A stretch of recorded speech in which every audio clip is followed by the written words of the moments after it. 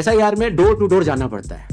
Booth level officer हमारे जो कि नहीं गए तुम्हारे बूथ लेवल, 90,000 नहीं गए बूथ लेवल ऑफिसर्स, नहीं गए।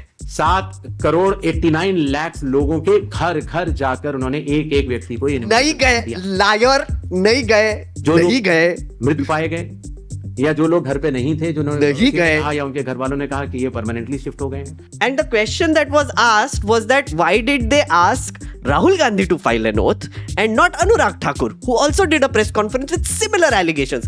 And कुछ bullshit answer दिए जा रहे हैं सर। तो ये सारे जवाब मुख्यमंत्री देवेंद्र फडणवीस दे रहे हैं, राजनीतिक दल का नेता के लिए। चुनाव आयोग अभी तक खामोश थे। Preach पर जो है, preach. 79 Take him to the cleaners. No, nice. ये नहीं देगा आंसर, पीयूष पांडे हूँ, ये नहीं देगा आंसर। क्या अपनी माताओं, बहुओं, बेटियों सहित किसी भी मतदाता की CCTV वीडियो चुनाव आयोग को साझा करनी चाहिए? He's playing the माँ बेटी बहन card now. Are you freaking serious? मतदाता सूची में जिसका नाम होता है, रे political organization making a political speech. That is what we saw. Do not include me as a voter with this shitty election commission. तुम्हारे साथ खड़ा नहीं है मैं. Okay, even if I'm the only one who is saying कि oh I'm a voter but I'm not standing with you, but I know there are a lot of people who will say this, so please election commission stop freaking gaslighting us. क्या है ये? Like it's just like they I think they don't think that citizens watch the news anymore or nobody is going to counter them. और they just want to gaslight everyone and tell everyone नहीं सब चंगा सी भाई, क्या बात कर रहे हो, कुछ नहीं हो रहा है, अरे कोई नहीं, तुम लोग बस कुछ भी देखते रहते हो, कुछ भी बोलते रहते हो, nothing is happening, everything is going perfectly fine. No, it's not. कि 7 करोड़ से ज्यादा बिहार के मतदाताओं तक क्या चुनाव आयोग पहुंच पाएगा? हकीकत आपके सामने कि नहीं पहुंच पाए। जून से ये कार्रवाई शुरू हुई, नहीं पूरी प्रक्रिया लगभग 20 जुलाई तक ही समाप्त हो गई, नहीं पहुंच पाए। फिर ये बात आई, हकीकत हमारे सामने है, जेन्युइनली सामने है, तुम लोग नहीं पहुंच पाए। That is the हकीकत that I see. I know people who have seen it with their own eyes. No answer. How do you avoid duplication? Migration के बारे में बात करने लग गए। What is this?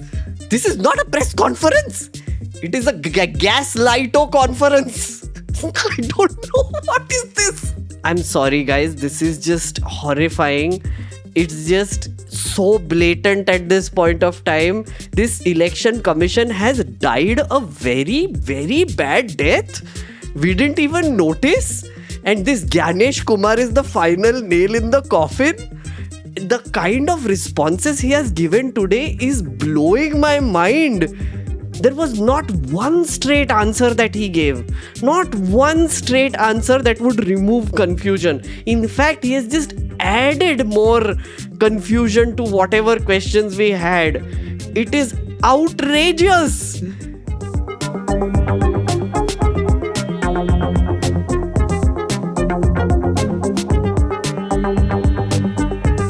Okay, so press conference, Gyanesh Kumar Gupta's first appearance.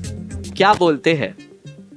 यहाँ पे बेट चल रहा था चैट में. They will say wrong version of data was uploaded. Good afternoon to all friends from media. आज Bharat election commission of India की press वार्ता में आप सबका बहुत बहुत स्वागत है.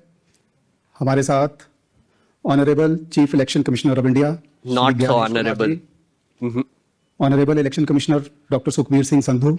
Not so honorable. ऑनरेबल इस प्रेस कॉन्फ्रेंस का जो बेसिक फॉर्मेट है, it will be the honourable chief election commissioner will be addressing the media. That will be followed by a question and answer session. Yes, questions Questions लेंगे. will be generally taken in groups of 5. Okay. And the honorable CEC would be answering them in one go. Not so honorable, but okay. So you are requested that whenever you want to ask a question, kindly wait for your turn. There will be a micer who will be approaching you. Introduce yourself and your organization, and then you can ask your question. So that will be the basic format of the press conference. So kindly keep your mobile phones on the silent mode. शायरी से शुरू करो. I don't know what his talent is yet. Honourable election commissioner doctor Sukhbir Singh Sandhu ji, honourable election commissioner doctor Vivek Joshi ji,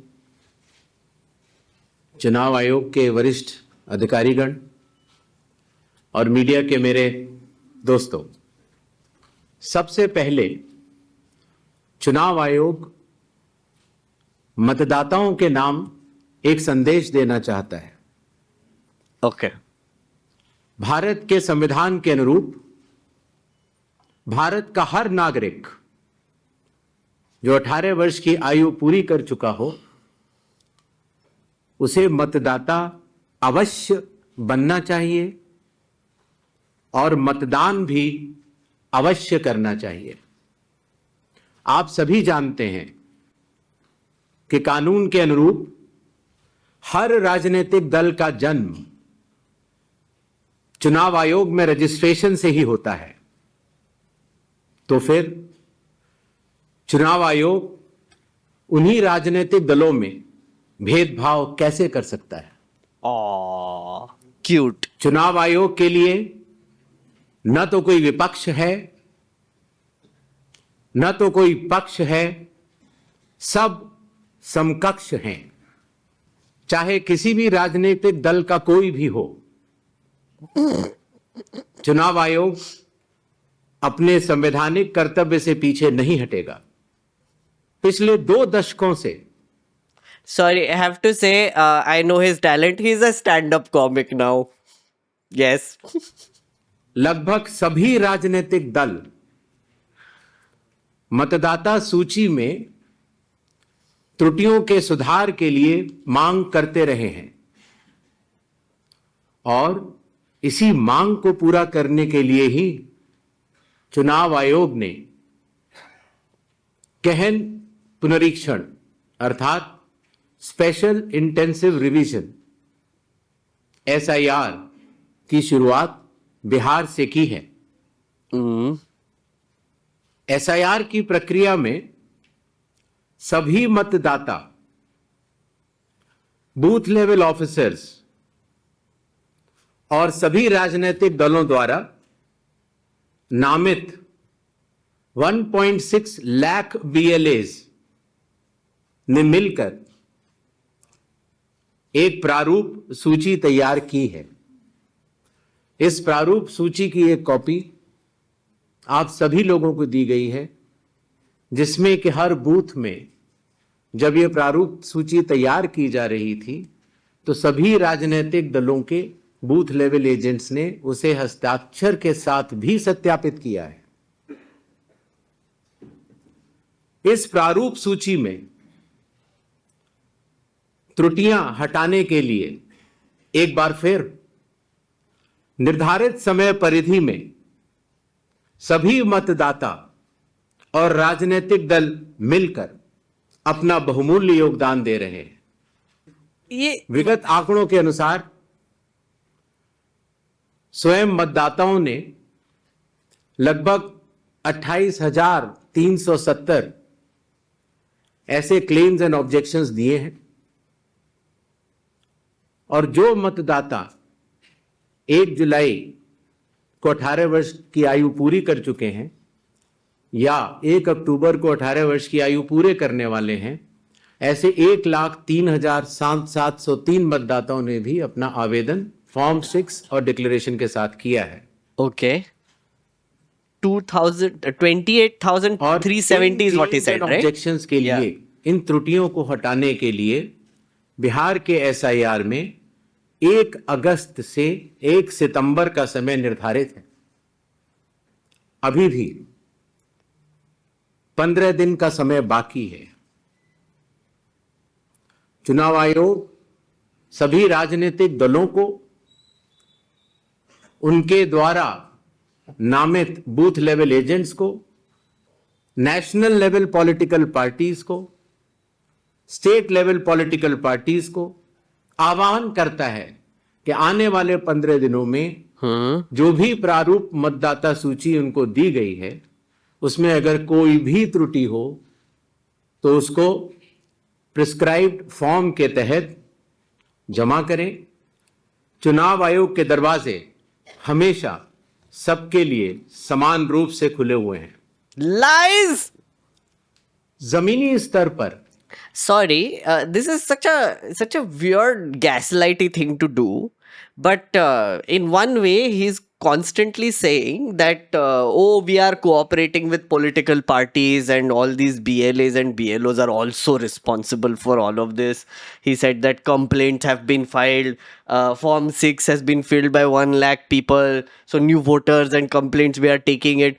There are reports which say that political party BLAs have been going to the election commission and filing objections and complaints, but this election commission keeps putting out a report online saying that 0 complaints have been filed. These BLAs are saying कि ये received notice भी नहीं देते, मतलब like तुम letter दो, एक receiving का ठप्पा भी नहीं मिलता है इसके साथ. So such a lie. What is happening?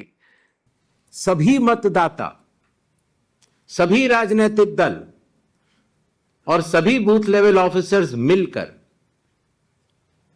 एक पारदर्शी तरीके से कार्य कर रहे हैं. नहीं कर रहे हैं बे. सत्यापित That's भी what- कर रहे हैं, हस्ताक्षर भी कर रहे हैं और हस्ताक्षर वीडियो what? टेस्टिमोनियल्स भी दे रहे हैं. What? ये Sorry, what? हस्ताक्षर भी कर रहे हैं हस्ताक्षर कर रहे हैं? और Wait, सभी बूथ लेवल ऑफिसर्स मिलकर हाँ, एक पारदर्शी तरीके से कार्य कर रहे हैं, ओके, सत्यापित भी कर रहे हैं, ओके. हस्ताक्षर भी कर रहे हैं और वीडियो टेस्टिमोनियल्स भी दे रहे हैं. Sorry, did he just say that all the booth level officers are also signing the forms? I don't think he meant to say that, or maybe I misread it, but did he just say that? यह एक गंभीर चिंता का विषय है हस्ताक्षर भी कर रहे हैं कि इसे. राजनीतिक दलों के जिला अध्यक्षों और उनके द्वारा नामित BLAs के ये सत्यापित दस्तावेज, टेस्टिमोनियल्स, उनकी आवाज उनके स्वयं के राज्य स्तर के या राष्ट्रीय स्तर के नेताओं तक या तो पहुंच नहीं पा रही है और या फिर जमीनी सच को नजरअंदाज करते हुए हाँ. भ्रम फैलाने की कोशिश की जा रही है. ओह, अटैक. सत्य तो यह है सबको तो लिया है. कि कदम से कदम मिलाकर Oh my God. सभी स्टेक होल्डर्स बिहार के SIR को पूर्ण रूप से सफल बनाने के लिए कटिबद्ध हैं, प्रयत्न कर रहे हैं और कठिन परिश्रम कर रहे हैं. जब बिहार के 7 करोड़ से भी अधिक मतदाता चुनाव आयोग के साथ खड़े हैं, तो न तो चुनाव आयोग की साख पर कोई प्रश्न चिन्ह खड़ा हो सकता है और न ही मतदाताओं की साख पर. क्यों नहीं हो सकता? कानून के अनुसार अगर समय रहते मतदाता सूचियों में त्रुटियां साझा न की जाएं, मतदाता द्वारा अपना प्रत्याशी चुनने के 45 डेज के भीतर माननीय उच्च न्यायालय में चुनाव याचिका दायर न की जाए और फिर वोट चोरी जैसे गलत शब्दों का इस्तेमाल करके जनता को गुमराह करने का असफल प्रयास किया जाए, तो यह भारत के संविधान का अपमान नहीं तो और क्या है. Oh my God, dude! He's just outright gaslighting now. What is this? Like he's going combative, guys. It's okay, chat. I told you earlier, this can only go 2 ways. One, he doubles down and destroys his credibility even more and of this institution. Or the other is, oh, sorry for our behavior. We are going to fix things and give some solutions. He's doubling down. This is not going to end well. Not going to end well. Yeah. जहां तक No. कि machine readable मतदाता सूची का सवाल है, माननीय supreme court हाँ बता दो वही सेम 2019 में ही कह चुका है रिस्पॉन्स कि यह मतदाता की निजता का हनन हो सकता है. कुछ भी. Voter privacy can be breached. हमने कुछ दिन पहले देखा. Sorry, एक कई second. These people gave that digital list to Anurag Thakur. someone should ask him that question. I hope someone asks him that question कि अनुराग ठाकुर को तूने डिजिटल लिस्ट दिया कि नहीं दिया, because he did that press conference with 6 parliamentary constituencies. He gave out the names. तब कोई privacy का निजता का हनन नहीं हुआ apparently, because he clearly got it. मतदाताओं की फोटो उनकी अनुमति के बिना मीडिया के समक्ष रखी गई, उनके ऊपर आरोप लगाए गए, उनका इस्तेमाल किया गया हैं? क्या अपनी माताओं, बहुओं, Oh बेटियों my सहित God. किसी भी मतदाता की सीसीटीवी वीडियो चुनाव आयोग को साझा करनी चाहिए He's क्या? playing the माँ बेटी बहन card now. Are you freaking serious? मतदाता सूची में क्या जिसका सूझ नाम होता आदमी है है रे? वही अपने प्रत्याशी को चयनित करने के लिए वोट डालता है। लोकसभा के चुनाव की प्रक्रिया में 1 करोड़ से भी अधिक कर्मचारी, 10 लाख से भी अधिक बूथ लेवल एजेंट्स, 20 लाख से भी अधिक प्रत्याशियों के पोलिंग एजेंट्स चुनाव के लिए कार्य करते हैं। अच्छा, इतने सारे लोगों के समक्ष इतनी पारदर्शी प्रक्रिया में क्या कोई भी मतदाता वोट की चोरी कर सकता है? मतदाता क्यों करेगा वोट की चोरी? कुछ मतदाताओं द्वारा पॉलिटिकल पार्टी करेगा ना। दोहरे मतदान के आरोप लगाए गए, सबूत दोहरे मांगने पर जवाब नहीं मिला।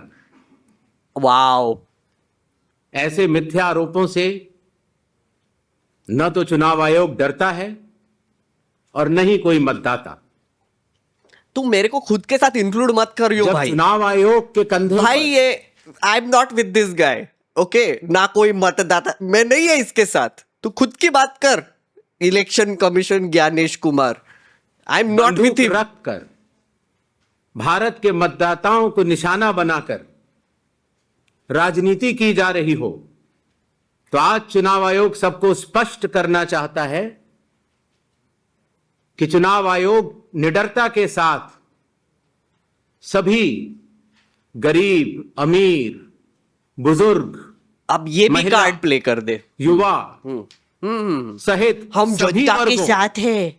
और सभी धर्मों के मतदाताओं के साथ बिना किसी भेदभाव के चट्टान की तरह खड़ा था, ओ माय खड़ा है गॉड। और खड़ा रहेगा। जय हिंद, जय Bharat. Guys, this is such a political speech. Okay, I know you saw this. Again, as I said before this whole thing started, the recording started, I was saying on the live stream, they're doing this purely chat, because parallelly there is the launch of the Bihar voter adhikar yatra. Tejasvi Yadav was speaking, Rahul Gandhi was speaking, so all the news channels would be covering this, but this guy did this press conference at 3 p.m. so that it could be eclipsed, so that Godi media doesn't have to show Rahul Gandhi and his yatra, vote chori, vote adhikar yatra. So that's why आके पेल दिया, कुछ नहीं, political statement पेल दिया बस।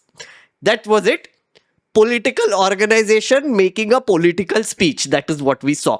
Do not include me as a voter with this shitty election commission. तुम्हारे साथ खड़ा नहीं है मैं. Okay, even if I'm the only one who is saying ki, oh, I'm a voter, but I'm not standing with you. But I know there are a lot of people who will say this. So please, election commission, stop freaking gaslighting us. Ah, I'm so triggered. I'm so sorry, guys. I'm very triggered. Please. So triggered right now. Sir, good evening. I am Prashant from Asianet News. Here. कौन सा channel news? Prashant from Asianet News. What? As you know, Asianet. after Rahul Gandhi's ANI. press conference, there are many issues coming up from different states, including states like Kerala. Will you initiate an inquiry into all these allegations which are coming from different states? Sir, Aishwarya Paliwal from Aaj Tak and India Today. Sir, two questions. First, sir, a lot of political parties have asked certain questions, but do you think all those questions are actually pointing towards the Asianet need tha. for SIT? You're right, Asianet. So, second question is what arrangements you've made for the vulnerable groups? Because a lot of people are asking senior citizens, migrants, marginalized. So, if you can focus on that, sir. So, Shriparna from the Hindu newspaper. Sir, during door-to-door survey and enumeration, how many Nepali, Bangladeshi, and Myanmarese Nice. nationals were found by BLOs? Nice. Does the Election Commission have any figures? Nice. 80. I'm coming, sir. We have enough time, sir. 80. Ganesh Kumar ji, yeah. How are you? I think you are well. This is Sandeep Shornokar from Bartaman newspaper. It's a West Bengal, one of the largest newspaper. मेरा question ये है कि बिहार के बाद बंगाल में कब SIR शुरू हो रहा है? 164.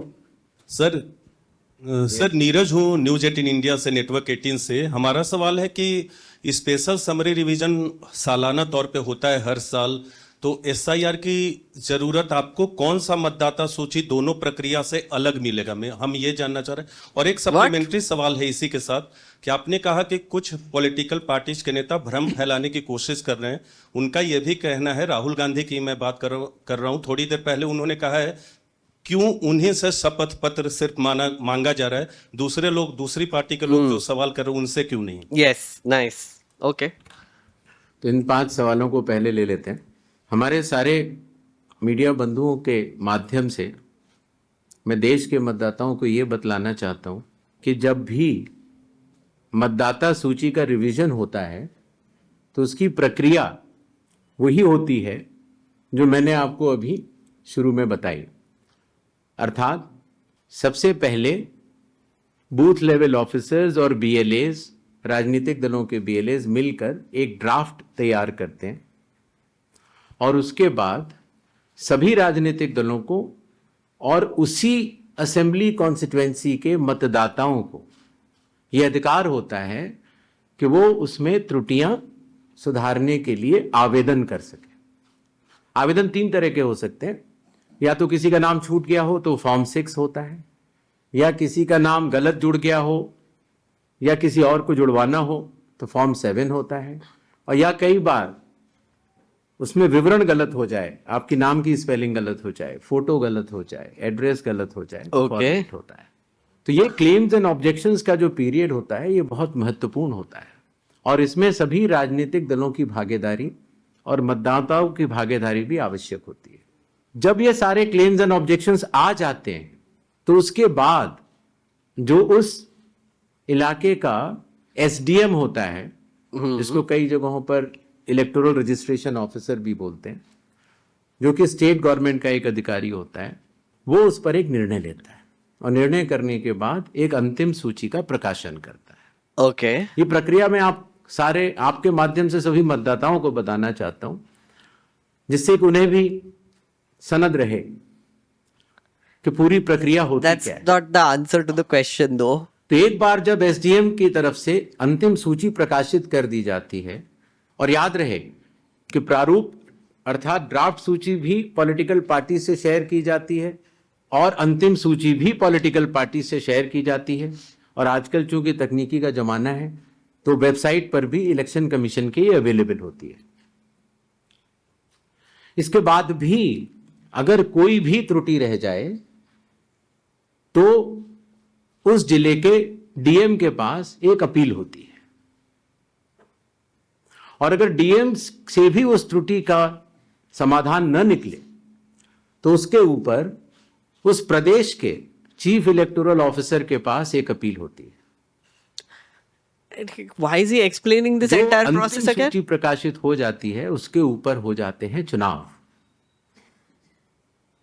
जब चुनाव होते हैं तो पॉलिटिकल पार्टीज अपने कैंडिडेट्स को खड़ा करती हैं और उन कैंडिडेट्स को यह सूची एक बार फिर दे दी जाती है कि इस सूची के ऊपर मतदान होगा, और यह सूची मतदान केंद्रवार दी जाती है।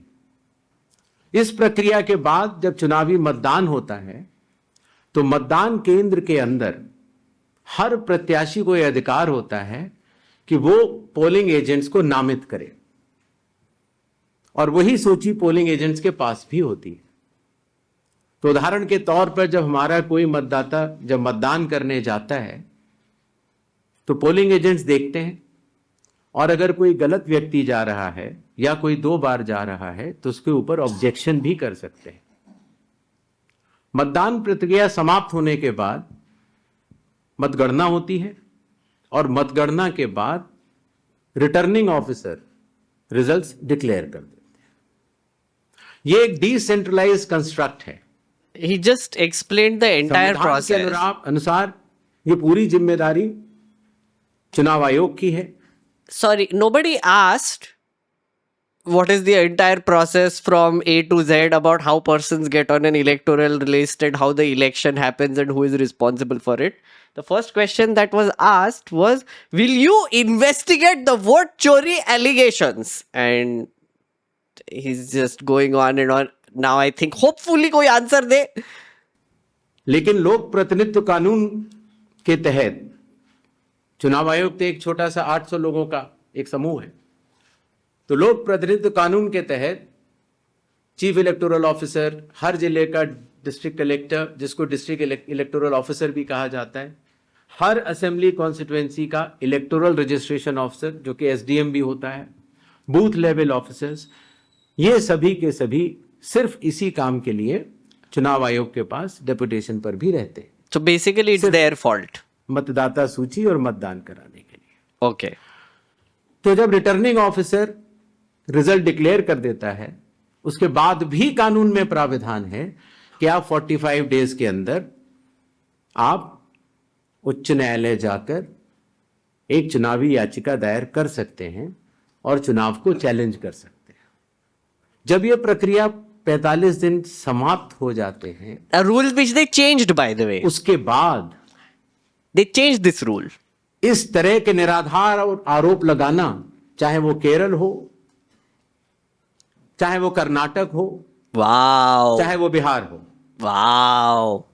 जब 45 दिन चुनाव के बाद पूर्ण हो चुके हैं और किसी भी दल को, Okay. किसी भी कैंडिडेट को कोई भी गलती नजर नहीं आई, तो आज इतने दिनों के बाद इस तरह के निराधार आरोप लगाना, उनका उद्देश्य क्या है?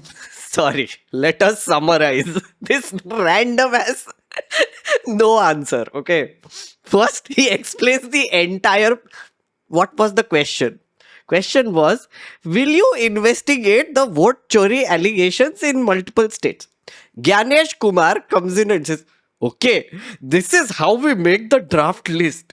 Then we involve all political parties and state level officers. Then it comes into the final list. Then you can object in that period. Then the final list is published and given to parties. Then we do election. Then anybody who is coming there can object to anybody. Then after that election is declared. Then you get 45 days to object to that also. Therefore, these allegations are wrong. Sorry, this is not the answer. He just repeated the same process that I have been telling this channel for, I think, a few years now. It's bizarre. Like he's just like, no, sorry, no, yeah, because process. Like, are there any allegations? No, because process. Process में कोई गलती हो सकती है. Process. Oh my God. ये सारे मतदाता और देश की जनता पूरा समझती है। नहीं समझती है. तुमसे ज्यादा. स्पेशल इंटेंसिव रिवीजन की जरूरत क्यों पड़ी? और स्पेशल इंटेंसिव रिवीजन में हाँ बता दो ये भी. और नॉर्मल जो रिवीजन हर साल होता है, दोनों में क्या फर्क है? ये बहुत अहम सवाल है। Sorry, the larger point that he was making earlier is that if the 45 days have passed after an election, you have no right to complain about it. That was the mota what he was saying. पिछले 20 सालों में हर साल revision होता रहा, और जो annual revision होता है उसमें साधारण तौर से एब्सेंटी, शिफ्टेड और एक जिसे कहते हैं कि एक रैंडम तरीके से उसका रिवीजन कर लिया जाता है। जब पिछले 20 सालों से इंटेंसिव रिवीजन नहीं हुआ, हालांकि पहले होते थे, अभी तक भारत में 10 से ज्यादा बार स्पेशल इंटेंसिव रिवीजन हो चुके हैं। नहीं हुए, स्पेशल लायर की खासियत ये होती है कि मतदाता सूची को, इलेक्टोरल रोल को टोटली मैक्सिमम प्योरीफाई करने के लिए एक इन्यूमरेशन फॉर्म भरा जाता है, और हर मतदाता उसको जब भर के देता है तो उसका नाम मतदाता सूची में फ्रेश, एकदम नए तरीके से सूची बनाई जाती है। और यह इंटेंसिव रिवीजन इसलिए भी आवश्यक हो गया, एक तो सभी राजनीतिक दलों की लगातार शिकायतें आती जाती हैं कि साहब वहां पर वोट बढ़ गए, वहां पर वोट कट गए, इन लोगों का वोट सही बना, इन लोगों का वोट गलत बना। साथ ही साथ समय के साथ कई लोग जो गांव में रहते थे, जहां पर उनका वोट था, वो शहर में आ गए, उनका वोट गांव में रह गया, और जब वो शहर में आए तो वोट कटवाने की प्रक्रिया की भी अपनी कानूनी जटिलताएं हैं, तो उनका वोट गांव में भी रह गया, शहर में भी हो गया। और आजकल आपको पता है, जैसे जैसे भारत का विकास होता जा रहा है, वैसे वैसे लोग शहर छोड़ के भी दूसरे शहरों में भी जाते हैं। मुझे आशा है कि जितने हमारे मीडिया बंधु हैं वो भी शायद किसी न किसी दूसरे शहर को छोड़ के यहाँ पर आए होंगे, तो जब वो यहाँ रहने लग जाते हैं तो उनका वोट यहाँ भी बन जाता है। तो इस तरह से करते करते एक व्यक्ति के जाने या अनजाने में कई जगह वोट रह गए। तो मतदाता सूची को शुद्ध करने के लिए इन्यूमरेशन फॉर्म एकमात्र रास्ता रह जाता है, क्योंकि मैं आपको एक उदाहरण भी देता हूँ। Sorry, what Rahul Gandhi had said about duplication of voters, do not confuse it with this, because like what Shakun Rani had 3 voter IDs from the same constituency, same assembly constituency. It was not like she migrated or anything, okay? So he's making it look like the duplication only happens when people migrate from one place to the other. And that press conference and many other examples have proved that that is a total lie now. There are multiple people with the same name in the same address, so same booth even. जैसे मान लीजिए श्रीपर्णा चक्रवर्ती जी हैं, उनका पहला vote था श्रीपर्णा चक्रवर्ती के नाम से, दूसरा वोट जब वो दूसरी बार उन्होंने भरा तो उन्होंने भर दिया एस चक्रवर्ती। पिताजी का नाम मुझे पता नहीं है, माफ करें, लेकिन ए बी चक्रवर्ती भरा। अगली जगह जब उन्होंने भरा तो उन्होंने कहा कि नहीं, अखिल बी चक्रवर्ती। इतने क्यों भरे? हो जाता है जानना कि ये दो व्यक्ति एक है कि नहीं। तो एक ही तरीका है कि उसके लिए इन्यूमरेशन फॉर्म जारी किए जाएं, और एक व्यक्ति एक बार में एक ही इन्यूमरेशन फॉर्म भरेगा, जिससे कि मतदाता सूची का शुद्धिकरण भी होगा। अगर उनका नाम गलत लिख गया है तो वो सही कर सकते हैं, अगर उनकी फोटो ठीक नहीं है तो वो भी सही कर सकते हैं, अगर उनका पता ठीक नहीं है, माता पिता का नाम ठीक नहीं है, तो वो भी ठीक कर सकते हैं। तो ये रही SIR की। So basically there are people who have dot as their name and dot as their father's name and house number 1 who have submitted these enumeration forms apparently. They can now object and say कि no, actually मेरा नाम ना dot नहीं है sir, please मुझे vote देने दीजिए because my name is not dot, my dad is not dot, and yeah, well done Ganesh. आवश्यकता SIR में डोर टू डोर जाना पड़ता है। बूथ लेवल ऑफिसर हमारे जो कि नहीं गए तुम्हारे बूथ लेवल, 90,000 नहीं गए बूथ लेवल ऑफिसर्स, नहीं गए। 7,89,00,000 लोगों के घर घर जाकर उन्होंने एक एक व्यक्ति को नहीं गए, लायर नहीं गए, जो नहीं गए, मृत पाए गए, या जो लोग घर पे नहीं थे, जिन्होंने नहीं गए, कहा या उनके घर वालों ने कहा कि ये परमानेंटली शिफ्ट हो गए हैं, या जिन लोगों ने कहा कि नहीं साहब मैं तो पहले ही दूसरी जगह इन्यूमरेशन फॉर्म भर चुका हूं, अर्थात उसका नाम 2 जगह था, ऐसे लोगों के फॉर्म वापस नहीं मिले। और 7,24,00,000 फॉर्म वापस मिले 30 दिन के अंदर। Again, lie, because there are so many reports now which say that the BLO did not visit many people and they just got messages on their phones saying your form has been submitted, because there are also video evidence that BLOs were signing the forms themselves and putting it forward. Kya hai ye? Like, it's just like I think they don't think that citizens watch the news anymore or nobody is going to counter them, or they just want to gaslight everyone and tell everyone नहीं सब चंगा सी भाई, क्या बात कर रहे हो, कुछ नहीं हो रहा है, अरे कोई नहीं, तुम लोग बस कुछ भी देखते रहते हो, कुछ भी बोलते रहते हो, nothing is happening, everything is going perfectly fine. No, it's not. इनमें से एक सवाल ये था कि कितने नेपालीज हैं और कितने बांग्लादेशी। Yes, पहली बताओ। बात तो मैं स्पष्ट कर देना चाहता हूं, बताओ कि भारत के संविधान के अनुसार सिर्फ भारत का नागरिक ही MLA और MP का चुनाव कर सकता है। So, yeah. किसी और को ये अधिकार, किसी और देश के नागरिक को ये अधिकार प्राप्त नहीं है। Okay. अगर ऐसे We know लोगों ने that. इन्यूमरेशन फॉर्म भरा है तो SIR की प्रक्रिया में अपनी पात्रता सिद्ध करने के लिए कुछ दस्तावेज भी मांगे गए, जिनकी गहन जांच 30 सितंबर तक होनी है। और ऐसे केस में जो ऐसे लोग हैं जो कि हमारे देश के नहीं हैं, गहन जांच के दौरान वो पाए जाएंगे और अरे निश्चित बता तौर ना। से उनका वोट नहीं बनेगा। हाउ मेनी जहां तक वेस्ट बंगाल के एसआईआर की तारीख की हाउ बात है, मेनी अबे हम तीनों- अबे सीधा क्वेश्चन था कि how many illegal immigrants were found in this SIR exercise and they are like हाँ बट किसी को राइट नहीं है, किसी को वोट करने का राइट नहीं if you are from another country and by the way if may be these people have filled the enumeration form that we have circulated then we will find out. Their whole argument for doing the SIR in the beginning was that there are illegal immigrants in Bihar. So therefore we need to clean the voter list. Now they are saying that when the process ends is when we will find out if there are illegal immigrants in this. क्या चल रहा है guys? Seriously? Commissioners एक उचित समय देखकर उसका निर्णय लेंगे कि कब वेस्ट बंगाल में होना है या देश के अन्य राज्यों में कब होना है। उसकी तारीखों का ऐलान आने वाले समय में उचित समय पर किया जाएगा। हाँ, I know when. Elections के 1 महीना पहले. That's what he means. Like अभी नहीं बताएंगे क्योंकि elections के पहले when we want to actually change the voter list and add and remove according to what the Bhajpais want, that is when we will announce it. अभी तुमको बता के फिर तुम prepare हो जाओगे ना? ऐसा कैसे चलेगा? है ना?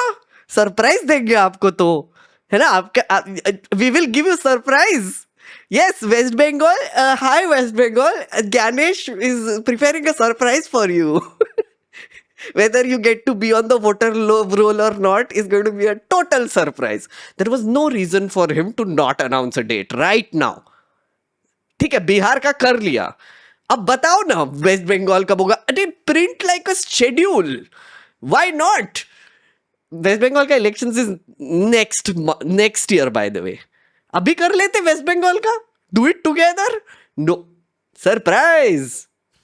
एक और सवाल था कि जब इतनी पारदर्शी प्रक्रिया है तो फिर भ्रम फैलाने वाली कोशिश पर आप कुछ लोगों से अच्छा ये कह रहे हैं कि फॉर्म 7 दे दें और कुछ लोगों से कह रहे हैं कि आप शपथ पत्र दे दें. इसका जवाब ये है, लोक प्रतिनिधित्व कानून में जो सबके लिए बराबर है, ओह मेरे लिए भी है, आपके लिए भी है और किसी भी सांसद के लिए भी है और किसी भी एमएलए जी के लिए भी है. अगर आप उसी निर्वाचन क्षेत्र के निर्वाचक हैं तो आपको समय रहते शिकायत करने का पूरा मौका है.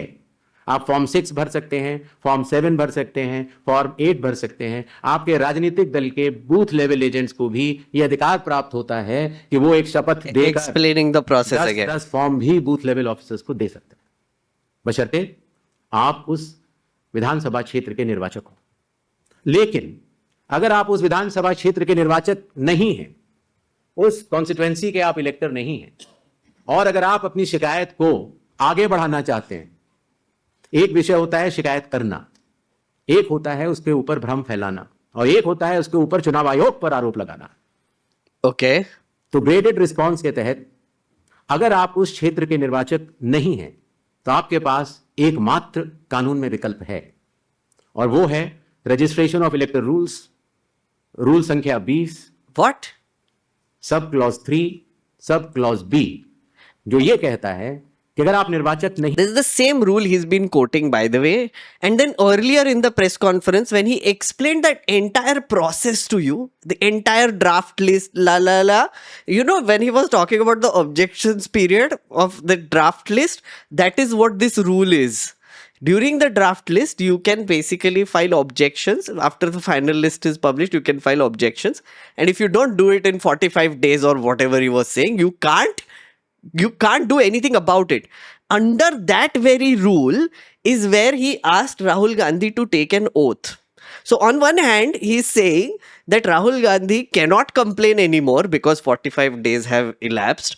But if he is complaining, then he has to use the rule about the 45-day elapsing. Like, wait, in the same press conference, you are saying two different things. And the question that was asked was that why did they ask Rahul Gandhi to file an oath and not Anurag Thakur, who also did a press conference with similar allegations? And कुछ bullshit answer दिए जा रहे हैं sir. नहीं है उस विधानसभा क्षेत्र के, तो आप एक विटनेस के तौर पर अपनी शिकायत दर्ज करा सकते हैं. और इलेक्टोरल रजिस्ट्रेशन ऑफिसर को आपको एक ओथ देनी होगी, और वो ओथ जिस व्यक्ति के खिलाफ आपने शिकायत की है उसके सामने एडमिनिस्टर करानी होगी। हैं? यह कानून What? शायद इस सदन में बैठे सभी लोगों के जन्म के पूर्व का बना हुआ है और सबके लिए बराबरी तौर से लागू है। I'm sorry, what? आशा है इन 5 सवालों को मैंने जवाब दे दिया होगा। That didn't answer it at all. Like, he never asked Anurag Thakur for an oath under the same bullshit rule that he just made up out of nowhere, which is not even a rule. Former election commissioners have said that he couldn't have asked for the oath under the rule that he is quoting. And that was not the answer that... आशा है हमने क्या बोला देख। आशा है इन 5 सवालों को मैंने जवाब दे दिया होगा। नहीं दिया, नहीं दिया बे। अबे यार क्या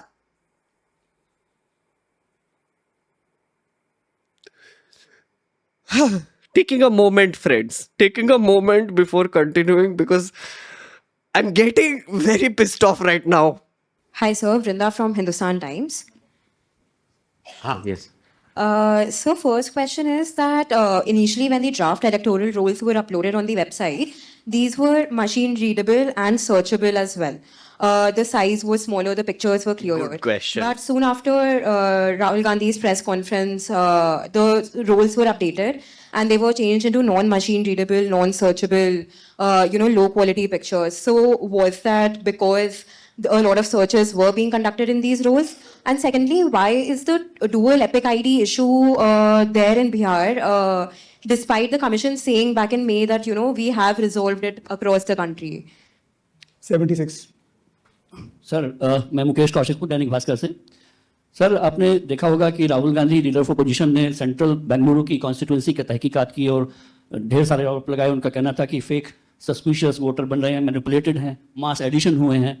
इसके 2-3 दिन बाद ही बीजेपी के पावरफुल लीडर अनुराग ठाकुर जी की प्रेस कॉन्फ्रेंस में उन्होंने कहा कि उनके पास कंक्रीट प्रूफ हैं कि कंक्रीट प्रूफ है इस बात के कि lacks of suspicious voters, duplicate voters, fake addresses, age manipulation, mass addition have been found in Wayanad, Raebareli and other constituency.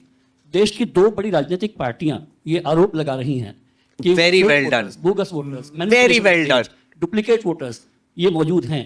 तो आप कितना सहमत हैं और इन आरोपों के आप क्या जांच कोई कराएंगे? श्री ज्ञानेश कुमार, मेरा नाम परंजॉय गुहा ठाकुर है, मैं फ्रीलांस जर्नलिस्ट हूँ। Oh, nice. Paranjoy is here. Paranjoy is here. Sir few questions.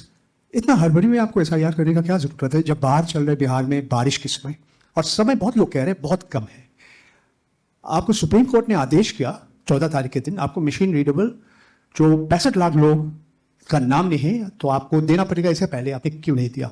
आखिरी सवाल है कि महाराष्ट्र में जो 40 लाख नया वोटर आए हैं और लोग कह रहे हैं कि पहला बार महाराष्ट्र के इतिहास में, भारतवर्ष के इतिहास में वोटर ज्यादा और 18 साल उम्र के लोग कम, और 5 बजे के बाद बहुत लोग वोट दिया।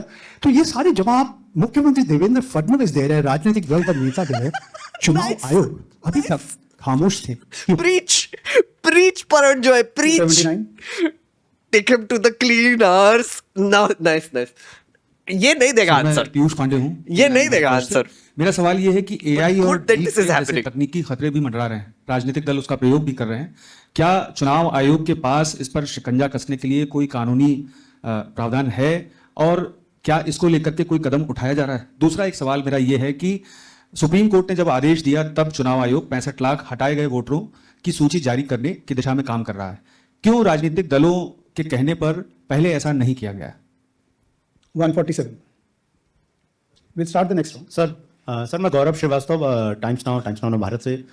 मेरा सवाल ये है सर कि चूंकि हम लोग चुनाव आयोग भी देखते हैं, सुप्रीम कोर्ट में सुनवाई भी देखते हैं, बार बार ये सवाल उठा, और जिस बात को आप कह रहे हैं कि भारत का संविधान कहता है कि भारत का नागरिक ही वोट डाल सकता है, लेकिन भारत के नागरिक ही वोट डाले और चुनाव आयोग नागरिकता तय करे कि बीच की जो एक पतली सी रेखा है उसको लेकर जो कानूनी लड़ाई है वो कैसे सुलझने वाली है? और दूसरा ये कि जो ये बार बार विवाद आता है कि वोटर लिस्ट जो है वो सर्चेबल हो, फिर उसमें एक जैसे कई नाम है, क्या ऐसी कोई प्रक्रिया या आधार को लेकर जो चर्चा है कि अगर आधार से लिंक कर दिया जाए सिर्फ इस मकसद से कि एक व्यक्ति के पास दूसरा वोटर ID कार्ड ना बनने पाए जब तक कि डेटाबेस में ऐसी जानकारी हो, इसके लिए आयोग क्या कदम उठा रहा है? नाइस। तो इन 5 गुड क्वेश्चंस अपने जर्नलिस्ट का मैं जवाब देता हूँ। मशीन रीडेबल मतदाता सूची और सर्चेबल मतदाता सूची, दोनों में हमें अंतर समझना होगा। जो चुनाव आयोग की वेबसाइट में मतदाता सूची होती है, उसमें आप एपिक नंबर डाल के सर्च कर सकते हैं, डाउनलोड भी कर सकते हैं। इसको मशीन रीडेबल नहीं कहा जाता। We know. मशीन रीडेबल के ऊपर मैंने आपको शुरुआती उसमें बताया था कि 2019 में माननीय सुप्रीम कोर्ट ने भी इस विषय का गहन अध्ययन किया और यह पाया कि मशीन रीडेबल इलेक्टोरल रोल देने से वोटर की प्राइवेसी का हनन हो सकता है। इसलिए मशीन रीडेबल एक अलग चीज है। मशीन रीडेबल का अर्थ ये होता है कि आप उस इलेक्टोरल रोल को पढ़ भी सकते हैं। उसमें अगर आदमी सही में मैंसप्लेन कर रहा है, ये फोटो उठा के दूसरी जगह भी डाल सकते हैं। अगर आपने एक व्यक्ति की फोटो दूसरी जगह डाल दी और पलट दी तो वो व्यक्ति वोट ही नहीं कर पाएगा, क्योंकि जब वो वोट करने जाएगा तो उसका चेहरा नहीं मिलेगा। तो मशीन रीडेबल एक अलग चीज है, मशीन रीडेबल वर्जित है। तो उसको आप, ये चुनाव आयोग का अकेला फैसला नहीं है, ये चुनाव आयोग का फैसला माननीय सुप्रीम कोर्ट के जजमेंट के बाद है और 2019 से है। तो मशीन रीडेबल अलग चीज हो गई और एक लिस्ट को सर्च करना वो एक अलग विषय हो गया। That's not. जब आप एक Sorry, लिस्ट को सर्च that's करते not हैं, the question that was asked. The question that was asked was in the Bihar SIR, you first had a searchable, you changed the format and uploaded images after that. Why did you do that? That was the question, and he's explaining what machine readable is in a very bad uncle mansplaining boomer way. तो उसमें एक सवाल यह आया था कि duplicate epic की समस्या चुनाव आयोग ने जब पहले सॉल्व करी तो इस तरह के डुप्लीकेट एपिक दोबारा कैसे आए। डुप्लीकेट एपिक दो तरीके से हो सकते हैं। हाँ, एक कि एक व्यक्ति जो वेस्ट बंगाल में है, जो व्यक्ति अलग है, उसका एक एपिक नंबर है, और एक व्यक्ति जो हरियाणा में है उसका एपिक नंबर भी वही है। अर्थात एपिक नंबर 1 व्यक्ति 2। What? जब ये सवाल उठा लगभग मार्च 2025, जब हम लोगों ने उसके ऊपर चर्चा की और उसको हम लोगों ने पूरे देश भर में सुलझाया, लगभग ऐसे 3 लाख लोग मिले जिनकी एपिक संख्या 1 थी, तो उनकी एपिक संख्या बदल दी गई, जिससे एक ही एपिक से 2 लोग ना हो, एक ही नंबर के 2 लोग ना। I'm sorry, what?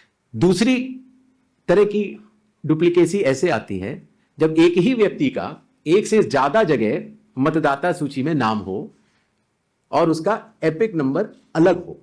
अर्थात How does that happen? व्यक्ति 1 एपिक अनेक। पहली वाली स्थिति ये थी एपिक 1 व्यक्ति अनेक। तो एपिक 1 व्यक्ति अनेक की समस्या तो चुनाव आयोग ने पहले सुलझा ली, लेकिन जब यह विषय आया कि एक ही व्यक्ति और उसके कई एपिक्स हैं, तो कुछ केसेस में जब शिकायत आई तो हम लोगों ने तहकीकात की तो ये समझ में आया कि जो व्यक्ति, जैसे मैंने आपको बताया था कि अगर वो गांव में रहता था तो वहां उसका एक ना जगह नाम था। Migration is not what people are talking about. उसने अपना पुराना नाम डिलीट नहीं कराया। अबे यार, पहले ये संभव नहीं था। 2003 से पहले नाम अगर आपको पुरानी जगह से कटवाना है तो कोई वेबसाइट नहीं थी इलेक्शन कमीशन की जिसमें एक ही जगह सारा डेटा हो। हर स्टेट की अलग अलग वेबसाइट थी। तो नतीजा, अगर आप पटना से चल के दिल्ली आ चुके हैं और आप पटना का वोट कटवाना चाह रहे थे तो आप एक पत्र लिख सकते हैं। I'm sorry, he really thinks his audience is stupid at this point. Like, he can just say anything he wants and then we'll be like, ha sir, thank you for the answer. He's making a Mickey out of all of us right here. Like, when he's being asked कि duplicate ID कैसे बन रहा है एक ही booth पे, that is the biggest thing. Like in one constituency there are same people with multiple voter IDs. How is that happening? He is saying कि oh, when you shift from Delhi to Patna and you forget to remove the one thing and there is another in this one, so how क्या कर सकते हैं? It is so difficult to do. That's not the point. Oh my God. अब उस पत्र के ऊपर कार्रवाई हुई, आपने सही जगह भेजा, नहीं भेजा और आपका वहां वोट नहीं कटा, आप दिल्ली आ चुके, आपका यहाँ नया मतदाता सूची में नाम आ गया, आपके पास एक नया एपिक नंबर है. तो 2003 से पहले चूंकि तकनीकी सुविधा अवेलेबल नहीं थी, तो इस तरह के बहुत लोग जो माइग्रेट कर करके अलग अलग जगह गए, उनके नाम कई जगह आ गए. फिर एक ये सवाल उठा कि फिर उसको आज की तारीख में तो वेबसाइट है, कंप्यूटर है, उसको आप सेलेक्ट करके हटा सकते हैं। लेकिन वही मैं बात आपको बताना चाह रहा था, चुनाव आयोग मतदाताओं के साथ चट्टान की तरह खड़ा होता है। अगर किसी के कहने से मैं आपका वोट काट दूं, या किसी के कहने से मैं ये मानूं कि पीयूष जी के नाम के, अगर आपको अंदाजा ना हो तो अगर पीयूष जी के नाम को अगर आप 100 करोड़ में सर्च करेंगे तो आपको हजारों लोग मिलेंगे। अब कौन से पीयूष जी का नाम काटा जाए, कौन से पीयूष जी को है? Oh my God! अगर इसको जल्दीबाजी में किया जाएगा तो किसी भी मतदाता का नाम गलत कट सकता है। Oh my आपकी God! जगह किसी और का कट जाए। इसलिए शायद पिछले 20 सालों में टेक्नोलॉजी तो थी, लेकिन टेक्नोलॉजी का उपयोग करके किसी का मतदान में मतदाता सूची से नाम काटा जाए, ये गलत होगा। और इसीलिए चुनाव आयोग ने ऐसा नहीं किया। और इसकी या तो That is such a weird answer to give. Nobody is saying that you should control F Piyush and then remove all Piyush or one Piyush from. Oh my God! Like there are literally people on the voter list, Bihar voter list with ... house number 1. There are 80 people living in a beer bar. There are people like Shakun Rani who Rahul Gandhi had said had 2 IDs. Turns out she has 3. His husband has 3. There are people in Uttar Pradesh who are like who have the 50 people who have the same father. Varying ages. इसमें क्या control F करके delete मारेगा? कैसे? तो व्यक्ति खुद कर Here's the thing. There is a thing, okay? You ask a question. The reporters ask a question. This one responds, right? But then when you get the response, it makes you think, it confuses you, whatever it is. But there is another answer that you can give, which is, you are stupid. I'm going to say whatever I want, and you have to buy this because you are stupid. He's doing that right now. He's insulting all of us. He's basically कुछ भी बोल रहे हैं, control F करके पीयूष को थोड़ी हटाया जाता है, and we are expected to just be like हाँ सर, बिल्कुल सर, क्या जवाब दिया है sir Gyanesh sir. At least that other guy Rajiv was trying and giving शेरो शायरी in the middle sometimes as a break, like because he couldn't answer something. ये तो वो भी नहीं कर रहा है. तो कोई आपत्ति नहीं. और या फिर स्पेशल इंटेंसिव रिवीजन के जरिए जब ये एनुमरेशन फॉर्म बनेगा तो पीयूष पांडे जी के पास ही फॉर्म पहुंचेगा. अगर उनके पास दूसरा फॉर्म पहुंच जाएगा तो एक ही पे दस्तखत करेंगे और डुप्लीकेट वोट की समस्या का निदान हो जाएगा. Oh my good Lord dude. SIR में हड़बड़ी क्यों? ये भी एक भ्रम फैलाया जाता है. अरे भ्रम क्या है? आप लोग मुझे बताएं कि चुनाव से पहले मतदाता सूची शुद्ध करनी चाहिए या चुनाव के बाद? But you already did it, dude. You already did it in January of this year. करना चाहिए, and you did. Literally, summary revision. That's what they did. चुनाव से पहले. और ये बात चुनाव आयोग नहीं कह रहा है, ये बात लोक प्रतिनिधित्व कानून कह रहा है कि हर चुनाव से पहले आपको मतदाता सूची शुद्ध करनी होगी. ये चुनाव आयोग का कानूनी दायित्व है. किया था बे तुमने. फिर ये बात आई कि 7 करोड़ से ज्यादा बिहार के मतदाताओं तक क्या चुनाव आयोग पहुंच पाएगा? हकीकत आपके सामने है कि नहीं पहुंच पाए. जून से ये कार्रवाई शुरू हुई, नहीं पूरी प्रक्रिया लगभग 20 जुलाई तक ही समाप्त हो गई. नहीं पहुंच पाए. फिर ये बात आई, हकीकत हमारे सामने है, जेन्युइनली सामने है. तुम लोग नहीं पहुंच पाए. दैट इज द हकीकत that I see. I know people who have seen it with their own eyes.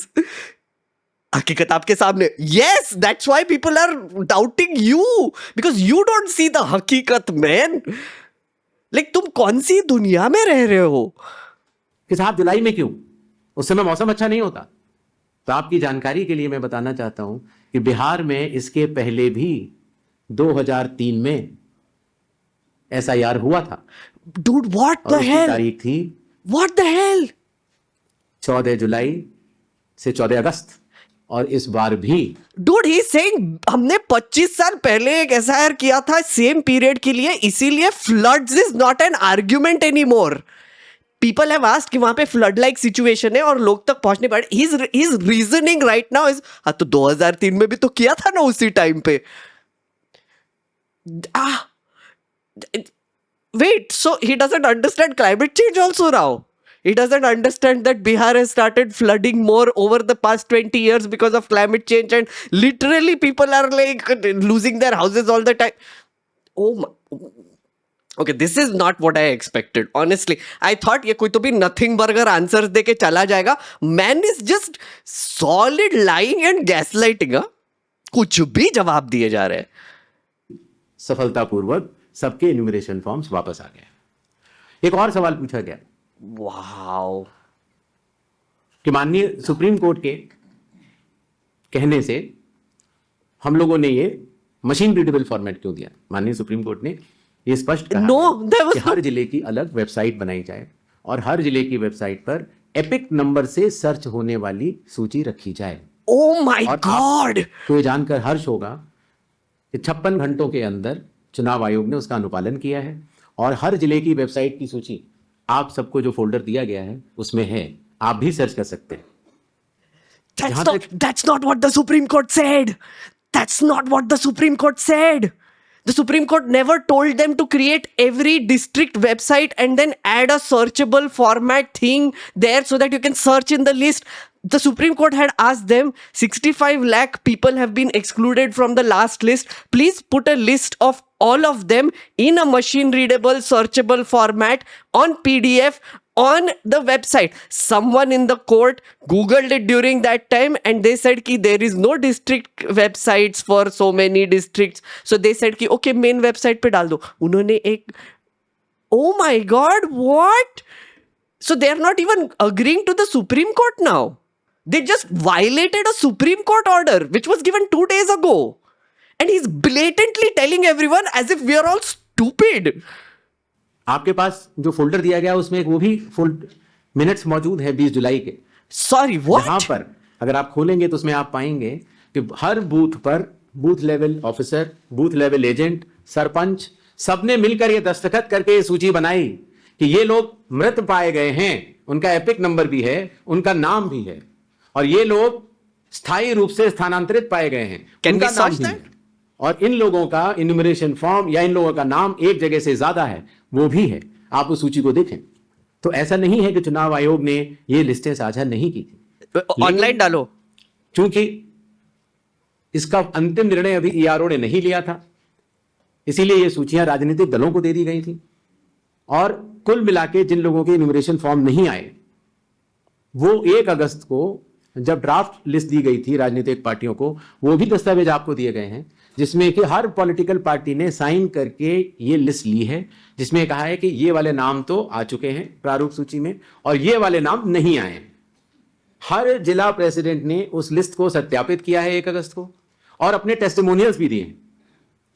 तो ये सूचना और भी लोगों तक पहुंचे, आप तक भी पहुंचे। चुनाव आयोग तो पारदर्शिता का स्वागत करता है और ये बहुत ही अच्छी बात है। शायद इससे अगर कुछ लोग जो छूट गए हों अगर वो नाम दे पाए तो चुनाव आयोग का तो नारा है हर पात्र मतदाता को सूची में लाना है सॉरी व्हाट और हर अपात्र मतदाता को सूची से हटाना है। तो उस उद्देश्य में ये हमारी मदद कर रहा है। एआई और डीप फेक हमारे लिए वास्तव में चुनौती है। I am sorry. अभी कल किसी एक ट्विटर हैंडल पर एक एआई जनरेटेड वीडियो थी जो कि सत्य से परे, लेकिन इस तरह की चुनौतियों का सामना करने के लिए चुनाव आयोग तो भरसक प्रयास करेगा, लेकिन I have to check. Seriously, I have to check. But based on what he said again in that over-complicated Hindi, which is taking me time to process, he said that there are district CEO websites of Bihar which will have a searchable epic number, say searchable some form which can be entered to find out if you are or are not on the list. But what the Supreme Court said that is that there should be everyone's name put online, but he just gave some vague ass answer. Looks like they're going to disobey this order. Like blatantly, they're going to disobey this order. That is what my reading is right now. कानून के दायरे में ही रहकर कर सकता है। That's a big headline point if my reading is correct. I mean, what the hell, man? कि आखिर चुनाव आयोग पात्रता की जांच क्यों कर रहा है? संविधान के अनुच्छेद 326 यार नहीं ठाकुरता के अदर क्वेश्चन की पात्रता why is Deva Bhau answering his questions? Why is Deva Bhau giving Devendra Fadnavis giving answers to the questions that the election commission is supposed to answer, and why is the SIR happening, and flood someone asked and he's like, अरे हाँ 2003 में भी तो किया था ना, तब थोड़ी फ्लड था, तो अभी कैसे वो फ्लड हो सकता है? स्पष्ट रूप से लिखी गई है और वो पात्रता ये कहती है कि मतदाता सूची में नाम आने के लिए सिर्फ भारत के नागरिक और 18 वर्ष की आयु पूरे कर चुके व्यक्ति ही पात्र हैं। रेजिडेंसी लॉज भी हैं जो कि अलग कानून में बनते हैं, जो कि ऑर्डिनरी रेजिडेंट हैं, या कोई व्यक्ति जो संविधान या किसी कानून के अनुरूप उसको वर्जित किया गया है चुनाव लड़ने के लिए, उनका नाम नहीं आ सकता। तो आर्टिकल 326 जो कि चैप्टर इलेक्शंस के अंदर आता है, जो कि हम यहां पर आपके समक्ष बैठे चुनाव आयोग की एक संवैधानिक जिम्मेदारी है, हम उसको निभाने के लिए पात्रता की जांच कर रहे हैं। नेक्स्ट 187. नहीं दिया आंसर, उसने नहीं दिया। We'll come back. उसका जवाब मैं दे चुका हूं, प्रेस शायद आपने- कॉन्फ्रेंस मैं दोबारा बता देता हूं। Pretend press conference. Graded response होता है चुनाव आयोग का। अगर आप किसी भी विधानसभा के निर्वाचक हैं और समय रहते हुए अगर आप त्रुटियां बताते हैं तो आपको फॉर्म 7 आंसर दो कि अनुराग ठाकुर को वोट लेना पड़ेगा कि नहीं। किसी भी विधानसभा के निर्वाचक हैं और समय परिधि के बाद अगर गलतियां बतलाते हैं तो Just answer the freaking question. Will Anurag Thakur be asked to take an oath or not? It is not about graded response and 45 days में नहीं होने वाला है। Dude! पर चोरी का आरोप लगाते हैं तो इन तीनों की ग्रेडिंग में फर्क है। Oh my God, what is और this इसीलिए grading nonsense? मैं सभी से यह निवेदन करूंगा कि अगर आप निर्वाचक नहीं हैं और अगर आपको शिकायत करनी है चुनाव आयोग के समक्ष, तो आपके पास, मेरे पास, किसी भी सांसद के पास, किसी भी एमएलए के पास और आपके पास भी सिर्फ एक ही विकल्प है, और वो विकल्प है registration of electoral rules, rule 20 sub clause 3 sub clause B, जिसमें कि आपको इलेक्टोरल रजिस्ट्रेशन ऑफिसर के सामने जिस भी कारण से आप बता रहे हैं कि ये गलत है, आप वो एविडेंस प्रोड्यूस करेंगे और आप शपथ लेंगे और आप इस बात को बताएंगे। आगे 187. Gyanesh sir, We'll come back. We'll come Ankit back. Gupta ABP news से। सर, दो तीन सवाल हैं जो एक दूसरे से जुड़े हुए हैं। पहला सवाल ये है, जिसका भी आप भी जिक्र कर रहे थे कि Zero answers. ये स्पेशल समरी रिवीजन जो है कई बार होता है, स्पेशल समरी रिवीजन। तो इस साल We've been watching this for about an hour now. Chat, we've been reacting to this for an hour now. How many answers did you get? I can't count even one. I'm not. I haven't seen a single one. I don't know what you think. Will you investigate vote chori? No answer. How many illegal immigrants were found? No answer.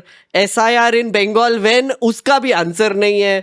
Why no oath taken from other parties like Anurag Thakur? No answer. Why did you change the format of the voter list? No answer. Two big parties have accused you of voter manipulation. What do you have to say about that? No answer. Address bhi nahi kiya. Paran jo asked many, Maharashtra में क्या हुआ? 40 lakh voters were added and there are more voter population than adult population. No answer. Why SIR suddenly? No answer. Flooding, is it affecting your enumeration exercise? 2003 में भी तो किया था ना. I guess that's an answer. तब flood नहीं हुआ था तो अभी क्यों बोल रहे हो flood हो रहा है? I guess that's an answer. I don't know. No answer. Why did Deva Bhau respond to all the questions you should be answering? No answer. How do you avoid duplication? Migration के बारे में बात करने लग गए. What is this? This is not a press conference. It is a gaslighto conference. I don't know. What is this? साल की शुरुआत में जब जो है समरी रिवीजन हो चुका था, तो उसके बाद पिछले 6-7 महीनों में करीबन 22 लाख लोग मृत पाए गए, करीब 32 लाख शिफ्ट हो गए। तो ये आंकड़ा पिछले 6-7 महीने में 22 लाख लोग मर कैसे सकते हैं, ये सवाल उठाया जा रहा है। अगर समरी रिवीजन हुआ था और अब तक, तो ये आंकड़ा जो है क्यों इतना ज्यादा भिन्न, पहले ये सब क्यों नहीं हुआ? इसी के साथ में उसी से जुड़ा हुआ सवाल ये, विपक्षी पार्टियां ये कह रही हैं, इसका मतलब तो ये है 2024 का 1 साल पहले जो चुनाव हुआ था, वो इसका मतलब जो तमाम आप 65 लाख का आंकड़ा भी दे चुके हैं, हो सकता है आने वाले दिनों में और बढ़े, उन फर्जी मतदाताओं के साथ में हुआ था क्या चुनाव? तो सिर्फ बिहार की बात हो रही है, तो क्या इन फर्जी मतदाताओं के साथ में 2024 का चुनाव हुआ था? तीसरा सवाल इसी से जुड़ा हुआ, क्या ये एनआरसी हो रहा है एसआईआर की आड़ में? ये सवाल लगातार कहा जा रहा है, और वो क्यों? कहा यह जा रहा है कि एक धर्म के लोगों को वोट काटे जा रहे हैं, एक पार्टी को फायदा पहुंचाने के लिए कार्रवाई की जा रही है। तो लगातार इस तरीके के सवाल। 185. मेरा नाम मुकेश कुमार सिंह है, मैं एक फ्रीलांस जर्नलिस्ट हूँ।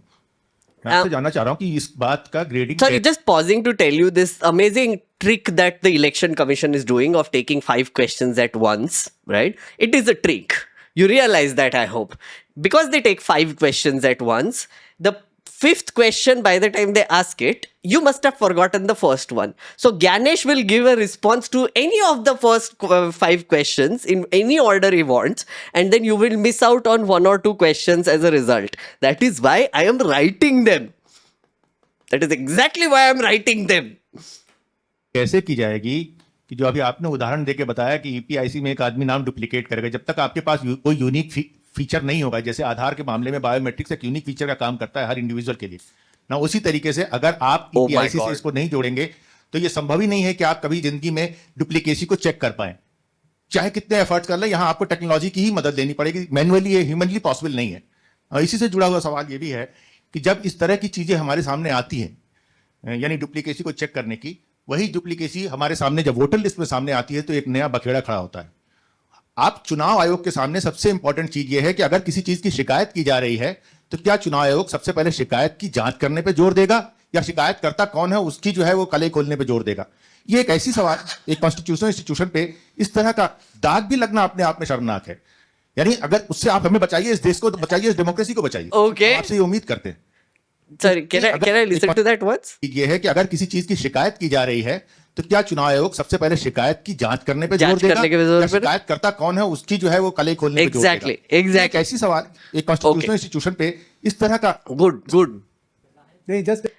Just to let you know, that was a very good question he asked, is that if an allegation is made against you, will you answer to the allegation or will you start questioning the person who is making the allegation? For a constitutional body to behave like this is not expected.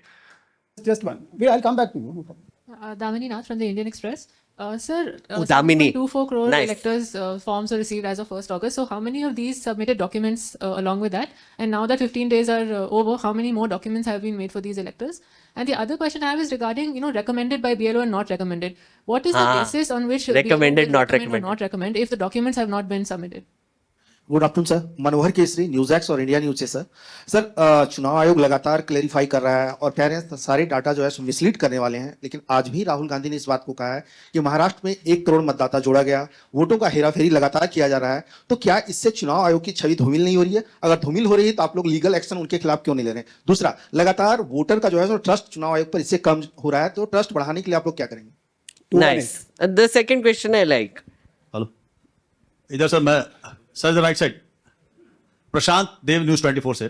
2 सवाल हैं sir मेरे। पहला सवाल ये है कि जो 65 लाख नाम कटने की बात आ रही है, ये तो ठीक है, आंकड़े बढ़ भी सकते हैं, घट भी सकते हैं। कितने नाम जुड़े फॉर्म 6 के, मतलब नए मतदाताओं, जब से एसआईआर शुरू हुई कितने नाम जुड़े? दूसरा, आपने कई बार ये बात कही कि निराधार आरोप लगाए जा रहे हैं, वोट चोरी की जा रही है जिसमें कोई सत्यता नहीं है। अगर ये बात सच है, दूसरी तरफ आप ये कहते हैं कि वैध मतदाता कोई छूटे नहीं, और अगर कोई लीडर, कोई भी लीडर अगर इस तरह का झूठ बोल रहा है, क्या आपके पास कोई अधिकार नहीं उनके खिलाफ कानूनी कार्रवाई करने का? आप उनको बनाते हैं, रजिस्ट्रेशन देते हैं। ये 2 सवाल है सर। पहला ये था कि 6 महीनों में इतने मृत लोग कैसे पाए गए, शायद इसका जवाब मैं पहले दे चुका था। I'm sorry, पिछले what 20 सालों was से that the question? जब Okay, ये नॉर्मल रिवीजन होता है तो घर घर जाकर इन्यूमरेशन फॉर्म नहीं दिया जाता है, और शायद इसलिए कई बार जब घरों में किसी की मृत्यु हो जाती है तो वो इंफॉर्मेशन बीएलओ के पास कैसे आएगी?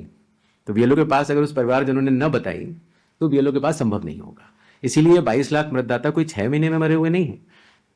ये वो मृत मतदाता हैं जो लगभग पिछले 20 सालों में रिकॉर्ड करने से छूट गए, और इन्यूमरेशन फॉर्म की वजह से ये सत्य सामने आ रहा है। एक बात जो मैं आपके माध्यम से भारत की जनता तक पहुंचाना चाहता हूं, वो ये है कि मतदाता सूची एक विषय है और मतदान करना दूसरा विषय है। ओके। मतदाता सूची में किसी का नाम गलत आ सकता है, अगर बूथ लेवल ऑफिसर से गलती हुई हो या राजनीतिक दलों ने उस पर ध्यान न दिया हो, तो किसी भी व्यक्ति का नाम मतदाता सूची में गलत आ सकता है। ओके। शायद ही किसी भी मतदान केंद्र में उस लेवल का परफेक्शन एसआईआर से पहले न रहा हो जहां की इस तरह की त्रुटियां न रही हो। इसके दो कारण हैं। एक तो हमारे बूथ लेवल ऑफिसर्स की जो ट्रेनिंग अब हम लोगों ने दिल्ली में शुरू की है और उसके साथ साथ उनके दायित्व को उनको समझाना। आपको अंदाज होगा कि कितने बूथ लेवल ऑफिसर्स हैं इस देश में? 10.5 लाख। तो 10.5 लाख बूथ ऑफिसर्स इस गुणवत्ता के साथ काम करें, प्रयत्न पूरा होता है, लेकिन कुछ गलतियां रह जाती हैं। अब वो गलतियां सुधारी कैसे जाएं?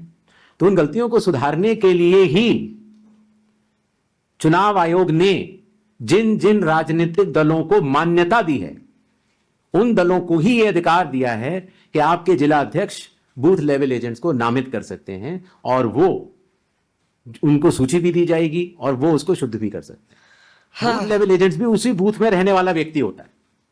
तो ये हमारी एक साझा जिम्मेदारी है, मतदाता की, बूथ लेवल ऑफिसर अर्थात चुनाव आयोग के पास जो डेपुटेशन पर अधिकारी है उसकी, और राजनीतिक दलों की।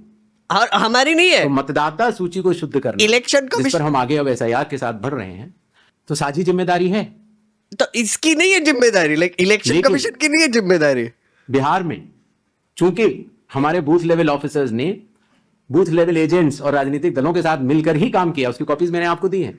Oh my God. जो लोग मृत पाए गए, जो लोग स्थानांतरित पाए गए, जिन लोगों के 2 जगह मतदाता सूची में नाम है, वो सभी ने मिलकर सत्यापित किए हुए हैं। तो शायद इसीलिए जब 1 अगस्त के बाद हमारी डेली बुलेटिन आनी शुरू हुई तो किसी भी राजनीतिक दल ने अभी तक एक भी आपत्ति दर्ज नहीं कराई है।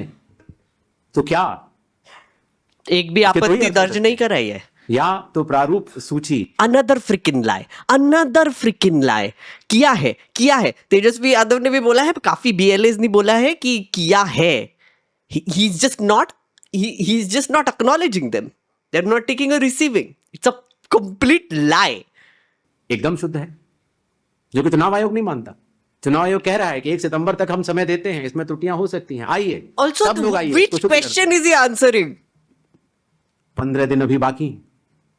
1 सितंबर के बाद अगर उसी तरह के आरोप लगने शुरू हुए तो जिम्मेदार कौन? तुम। हर मान्यता प्राप्त दल को अभी भी 15 दिन बाकी हैं। अगर आपको अंदाज हो तो 1.5 लाख से ज्यादा बूथ लेवल एजेंट्स हैं। बूथ लेवल ऑफिसर तो सिर्फ जब हम लोगों ने किया था तो 77,000 थे, उसके आधे थे। हम लोगों ने काम 20 दिन में समाप्त कर दिया था। तो मतदाता सूची का गहन परीक्षण एक एक नाम के आगे मैं निवेदन करना चाहता हूं, आपके जरिए आह्वान करना चाहता हूं कि सभी 12 राजनीतिक दल, चाहे वो राष्ट्रीय पार्टी के हों चाहे वो स्टेट पार्टीज के हों, अभी भी समय रहते 1 सितंबर से पहले इसमें गलतियां बताएं। चुनाव आयोग सुधारने के लिए तैयार है। Tejasvi Yadav has done a press conference where he has said they have filed at least 1,000 complaints in the first week itself. RJD has filed. They are still showing 0. I am constantly repeating this because this, what he's saying right now, is a freaking lie. लेकिन 1 सितंबर के बाद नहीं, क्योंकि उसके बाद वही दौर शुरू हो जाता है कि मतदाता सूची एक अलग चीज होती है और मतदान अलग चीज होती है। मतदान में जब कोई वोटर वोट करने जाता है और वो बटन दबाता है तो एक ही बार दबा सकता है। मतदाता सूची में अगर 2 जगह नाम हो तो वोट चोरी कैसे? What are you saying? नहीं हो सकती। What are you vote saying? तो एक मतदाता एक ही बार डाल सकता है। और इसीलिए हमने कहा था कि चूंकि इस तरह की पीपीटीज बनाई जाएं जिसमें कि चुनाव आयोग के डेटा को गलत तरीके से एनालाइज किया जाए और उसके जरिए यह कहा जाए कि चूंकि मतदाता सूची में यह नाम है इसीलिए मतदान गलत हुआ। मतदाता सूची और मतदान 2 अलग विषय हैं और इन दोनों को अलग अलग ही देखा जाता है। दोनों के कानून भी अलग हैं। मतदाता सूची का कानून है लोक प्रतिनिधित्व कानून 1950 और मतदान करने का कानून है लोक प्रतिनिधित्व कानून 1921। Guys, just understand what he said right now, okay? He is saying that Rahul Gandhi, the PPT that he made, had wrongly analyzed the election commission data. So he's admitting that the data that he has analyzed is the election commission data. Okay, point number 1. Second is, he's saying that there is a difference between the voting process and the election list process. That's his logic. That the way election lists are created is different than how voting is done. So it shouldn't be connected. I'm sorry. Am I stupid? Or does that not make sense at all? That's the most bizarre thing I've heard. Maybe I'm not a lawyer. Maybe I'm not Gyanesh like him. Gyanesh ji is, of course. Gyanesh is the name. क्या बात? दोनों के नियम अलग हैं, दोनों के लोग अलग हैं, और दोनों चीजों को जुड़ा के ऐसा भ्रम फैलाना कि अगर मतदाता सूची में कोई ऐसी चीज है, जैसे एक विषय आया था, किसी ने कहा कि साहब हाउस नंबर 0 है। हाँ, 80,000 लोगों के हाउस नंबर 0 है, इसीलिए वो फर्जी है। अगले दिन कई सारे मतदाता खड़े हो गए, उन्होंने कहा नहीं साहब, हम तो यहाँ रहते हैं। तो आपके थ्रू में जनता को हाउस नंबर 0 में रहते? कौन से मतदाता? What is he talking about? Which मतदाता came and said that I live in house number 0? I'm sorry, did I miss any videos that they have special access to? कहना चाहता हूं कि हर पंचायत और हर म्यूनिसिपैलिटी में जरूरी नहीं है कि आपका घर होते हुए भी उसको घर का नंबर दिया गया। तो चुनाव आयोग जो कि एक एक मतदाता को ढूंढ कर उसका वोट डलवाता है। आपको पता है अरुणाचल प्रदेश का एक गांव है मालेगांव, जहां सिर्फ एक मतदाता बहन के लिए पूरा चुनाव आयोग 2 दिन तक ट्रैकिंग करके जाता है और उनका वोट लेके आता है। वही चुनाव आयोग जो गिर फॉरेस्ट के पीछे एक महंत हैं, सॉरी, उनके लिए 1.5 दिन की ट्रैकिंग। एक तो he's gone off script, कुछ भी बके जा रहे हैं अभी बस। Basically he's just given up on answering the questions. He's like कि वैसे भी मेरे को कुछ आंसर देने का है नहीं, so might as well say whatever I want now.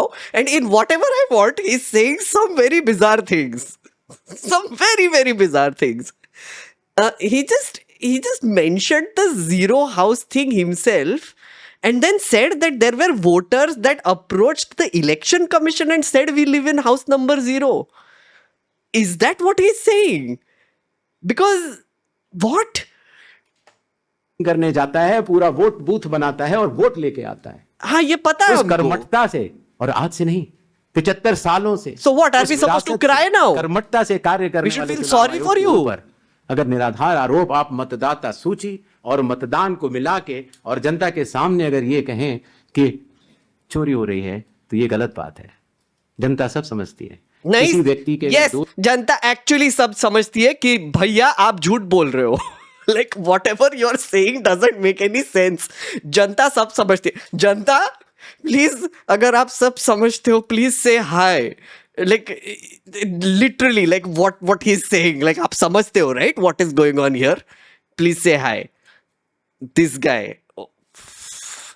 2 जगह वोट भी हो तो भी वो एक ही जगह वोट करने जाता है।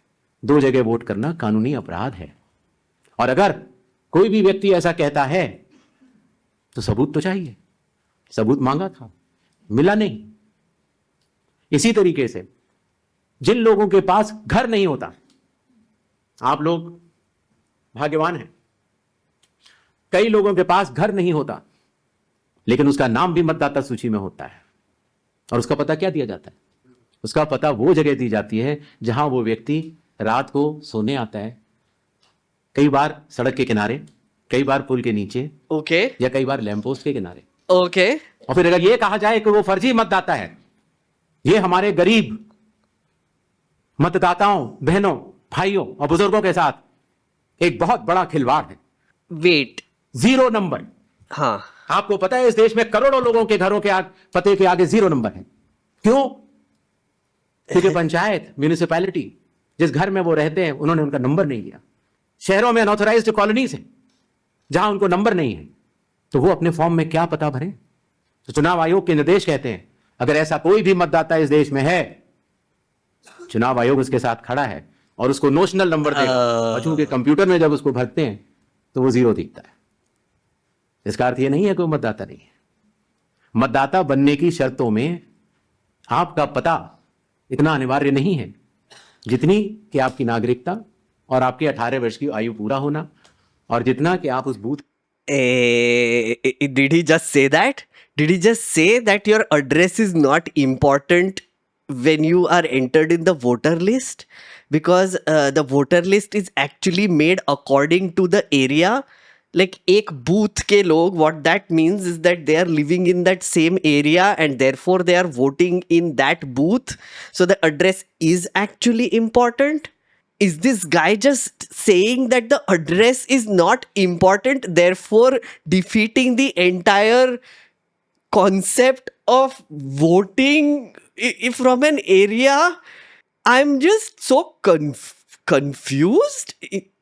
So homeless people, so if he's pointing out that there are homeless people, he did not explain the procedure of how homeless people are included in the list also. Like according to some of our chatters who have found out, the BLO actually visits one area to see if one homeless person is living in that area consecutively for 2-3 days, and then they probably would include them in the voter list. What Gyanesh Kumar is saying is that there are many people with house number 0 because they are homeless or live in like unauthorized colonies, so they cannot exclude them.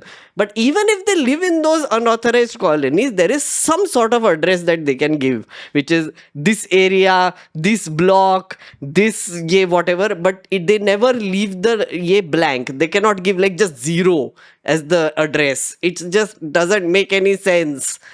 के आजू बाजू में रहते हैं, इन अनिवार्यताओं के तहत ही आपका vote बनता है. Also, he's not answering any questions, as you must have noticed. शिकायत के ऊपर जांच क्यों नहीं होती? इस सवाल का जवाब भी देना बनता है. ये भी किसी ने पूछा नहीं. हमें किसी एक व्यक्ति के बारे में शिकायत आ जाए तो चुनाव आयोग कहता है कि नियम में तो नहीं है लेकिन कर लेनी चाहिए. वो सीईओ को बोलता है, या सीईओ कई बार चीफ इलेक्टोरल ऑफिसर होता है, संज्ञान ले लेते हैं, डीएम होते हैं, संज्ञान ले लेते हैं और जांच कर लेते हैं. लेकिन अगर आरोप 1.5 लाख मतदाताओं का हो तो क्या बिना किसी सबूत के, बिना किसी हलफनामे के 1.5 लाख मतदाताओं को नोटिस जारी कर दिया जाए? अरे नहीं भाई, that is not the point. Like nobody is asking you to put a notice on 1.5 lakh people. You should be answering why there are so many weird things on the electoral list that are happening. That is what the whole thing is. This is not about asking each and every of those like suspicious voters or notice. क्या ये न्याय संगत होगा? Dude, ये नहीं, मतलब ये I am very scared now. पत्र है, I am very scared, friendos. ना कोई सबूत है, तो क्या 1.5 लाख नोटिस जारी करके उन मतदाताओं को एसडीएम के दफ्तर में बुलाया जाए और यह कहा जाए कि आप फर्जी हैं? क्या मतदाता चुनाव आयोग से यह नहीं पूछेगा कि आपके पास क्या सबूत है? आज भी आपके मीडिया में चल रहा है, जितने नाम लिए गए सब एक एक करके सामने आ रहे हैं. और अगर चुनाव आयोग ने उनको नोटिस दिया होता तो हमारी साख गिरती कि बढ़ती? किसी ने सवाल पूछा था तो मैंने सोचा बतलाता चलो. बिना किसी सबूत के किसी भी वैलिड मतदाता का नाम नहीं कटेगा. चुनाव आयोग हर मतदाता के साथ चट्टान की तरह खड़ा हुआ है. अगर कोई सोचता है कि एक पीपीटी देकर, जो कि चुनाव आयोग के आंकड़े नहीं हैं, चुनाव आयोग ने मतदाता सूची जरूर दी है, ओके, लेकिन पीपीटी में गलत तरीके से एनालाइज करना, गलत आंकड़े देना और यह कहना कि ये पोलिंग ऑफिसर ने कहा है कि इस महिला ने 2 बार वोट दिया है, इतने संगीन विषयों पर बिना हलफनामे के चुनाव आयोग को काम नहीं करना चाहिए. ये संविधान चुनाव आयोग को काम नहीं करना चाहिए. वो ये भी मैं आपको बतलाना चाहता हूं. Wait, has he lost it a little bit right now? Has he lost it? Like what? He's just saying whatever comes to his mind now. Sorry, what? चुनाव आयोग ने काम नहीं करना. Rahul Gandhi never said that. You're right. Rahul Gandhi never said that. ये सवाल जो आया था, क्या सवाल? मैंने आपको पहले भी कहा था कि जहां तक मतदाताओं की बात है, हिंदुस्तान में 60% से ज्यादा वोटिंग होती है. जो दुनिया के बड़े बड़े जनतंत्र जिसके लिए सोच सकते हैं, दुनिया का सबसे बड़ा जनतंत्र है भारत. दुनिया का सबसे बड़ी मतदाता सूची हमारे पास है, लगभग 90 करोड़ से 100 करोड़ के बीच में.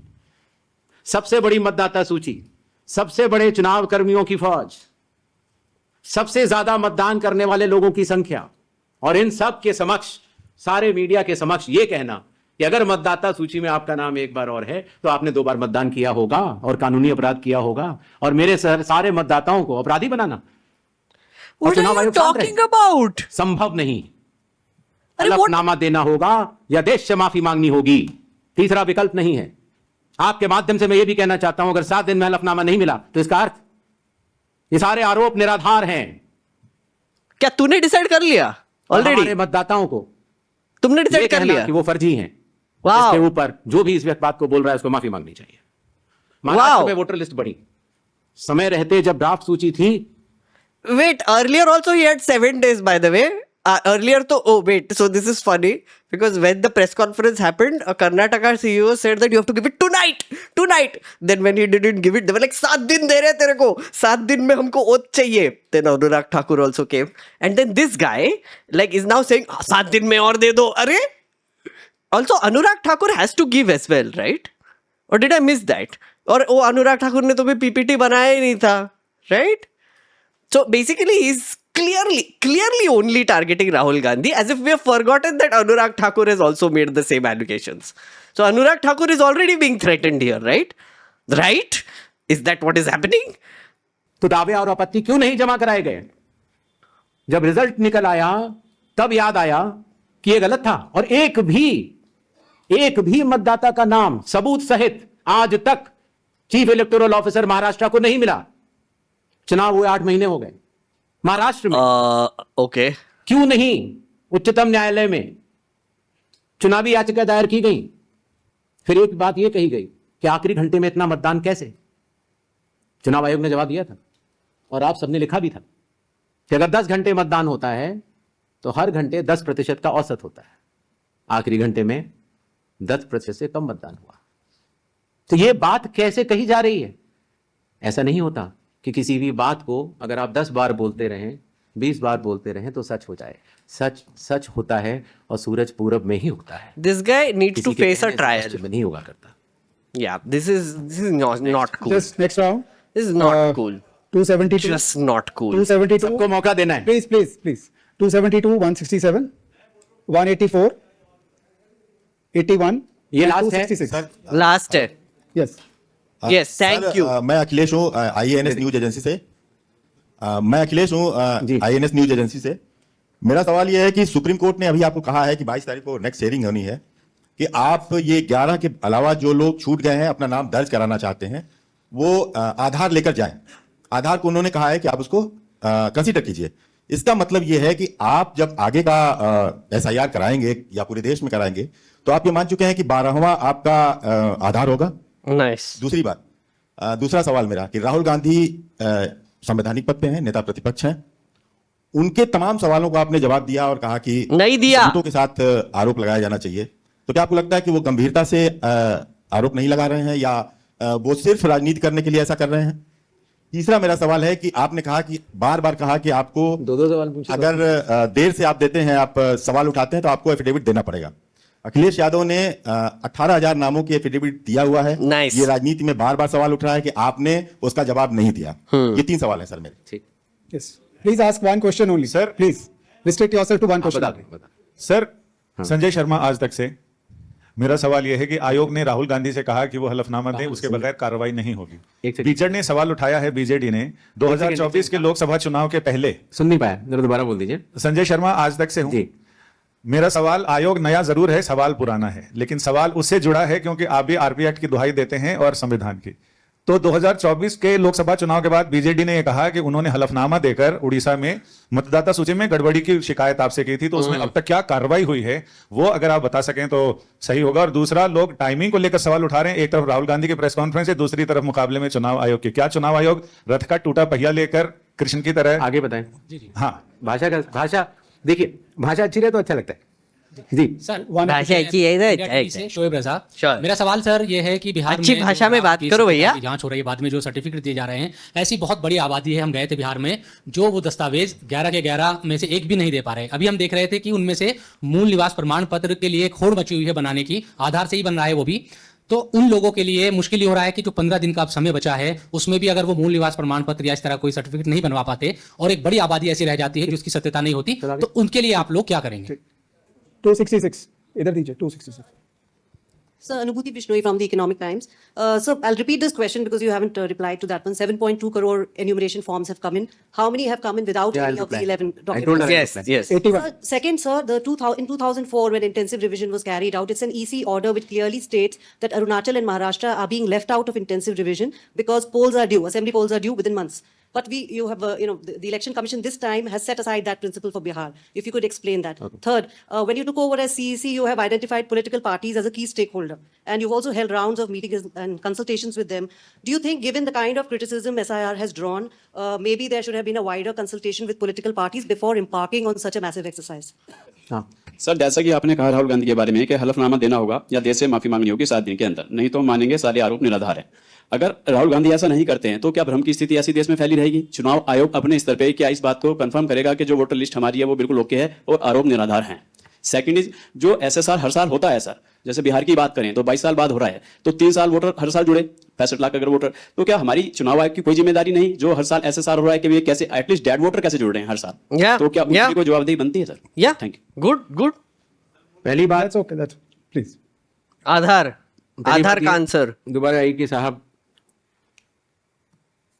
डेट्स को लेकर पूछा गया तो मैंने स्पष्ट किया था डेट्स कि लोक प्रतिनिधित्व कानून के अंतर्गत जो रिवीजन होता है वो चुनाव से पहले होता है।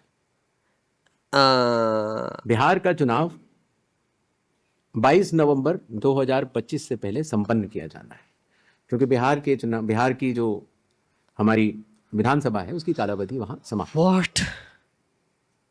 हमारे पास 1 जनवरी 2025 का एक स्पेशली रिवाइज किया हुआ एक रोल था, इंटेंसिव नहीं था। आमूमन तौर से चुनाव से 6 महीने से अगर ज्यादा हो तो हम लोग को वोटर लिस्ट रिवाइज करनी चाहिए। किया था जनवरी में, as you admitted right now. अगर 1 जनवरी से 22 नवंबर तक हम रिवाइज नहीं करते तो इस 11 महीने से ज्यादा के अरसे में काफी त्रुटियां हो सकती थी। अगर हम 1 अप्रैल 4 ही तारीख को हो सकता है रिवीजन कानून के तहत, 1 जनवरी, 1 अप्रैल, 1 जुलाई और 1 अक्टूबर। ओके। तो उन्हीं तारीखों को जो 18 साल की उम्र प्राप्त करते हैं उनको वोट का अधिकार मिल जाता है। तो अगर हम 1 अप्रैल करते तो फिर ये बात आती कि अभी तो आपने SSR कराया है तो आप फिर करा रहे हैं। अगर हम 1 अक्टूबर करते तो ये बात आती कि बिल्कुल चुनाव सर पर है। तो एक ही विकल्प उपलब्ध था और वो था 1 जुलाई की क्वालिफाइंग डेट मानते हुए एक रिवीजन होना चाहिए। तो SSR होना चाहिए। दूसरा विषय SSR होना चाहिए। रिवीजन क्यों, SSR क्यों नहीं? हाँ, ये बात मैं आप लोग ही तो कह रहे हो कि SSR में इतना गहन परीक्षण नहीं हुआ, इसीलिए कई त्रुटियां पाई गईं जो कि अब इन्यूमरेशन फॉर्म से आ रही हैं। दरअसल SIR ही तो है जो इन सारे आरोपों का जवाब है। अगर SIR में सब लोग मिलकर, सारी राजनीतिक पार्टियां मिलकर अगर मतदाता सूची को शुद्ध बनाने के लिए, राजनीतिक उद्देश्यों से परे जाकर राष्ट्र निर्माण के लिए, राष्ट्र सेवा के लिए अगर मतदाता सूची को शुद्ध बनाने के लिए काम करना चाहें तो आज भी बिहार में 15 दिन बाकी हैं और चुनाव आयोग उन सभी का शुक्रगुजार रहेगा जो मतदाता सूची शुद्ध करने के लिए अपना योगदान देंगे। Oh my God, it's just ये बात कही गई कि किसी एक राज्य से, उड़ीसा से या उत्तर प्रदेश से कुछ शिकायतें की गई, एफिडेविट, बात वहीं की वहीं। चुनाव हारने या जीतने के बाद जिस मतदाता सूची पर चुनाव हुआ उसके ऊपर बिना हलफनामा दिया गया, ये बात ठीक नहीं है। बिना हलफनामा दिए, बिना ओथ दिए, सिर्फ एक पत्र लिखकर अगर हमारे बूथ लेवल ऑफिसर्स और SDMs और DMs इनके कार्यशैली पर अगर कोई प्रश्न चिन्ह लगाता है तो ये गलत है। एक सवाल जो मैं पिछली बार जवाब नहीं दे पाया था। Sorry, he just said something which is bizarre again. So he was saying that within 45 days you have to complain. Only then we will take notice of whatever manipulation has happened, sort of complaints. Akhilesh Yadav filed 18,000 complaints in Uttar Pradesh. BJD has filed affidavits and complaints in Odisha after the 2024 elections. Someone asked, what did you do with this? And they said that unless they take an oath, we will not answer. So in a weird way, he said that none of those complaints mattered.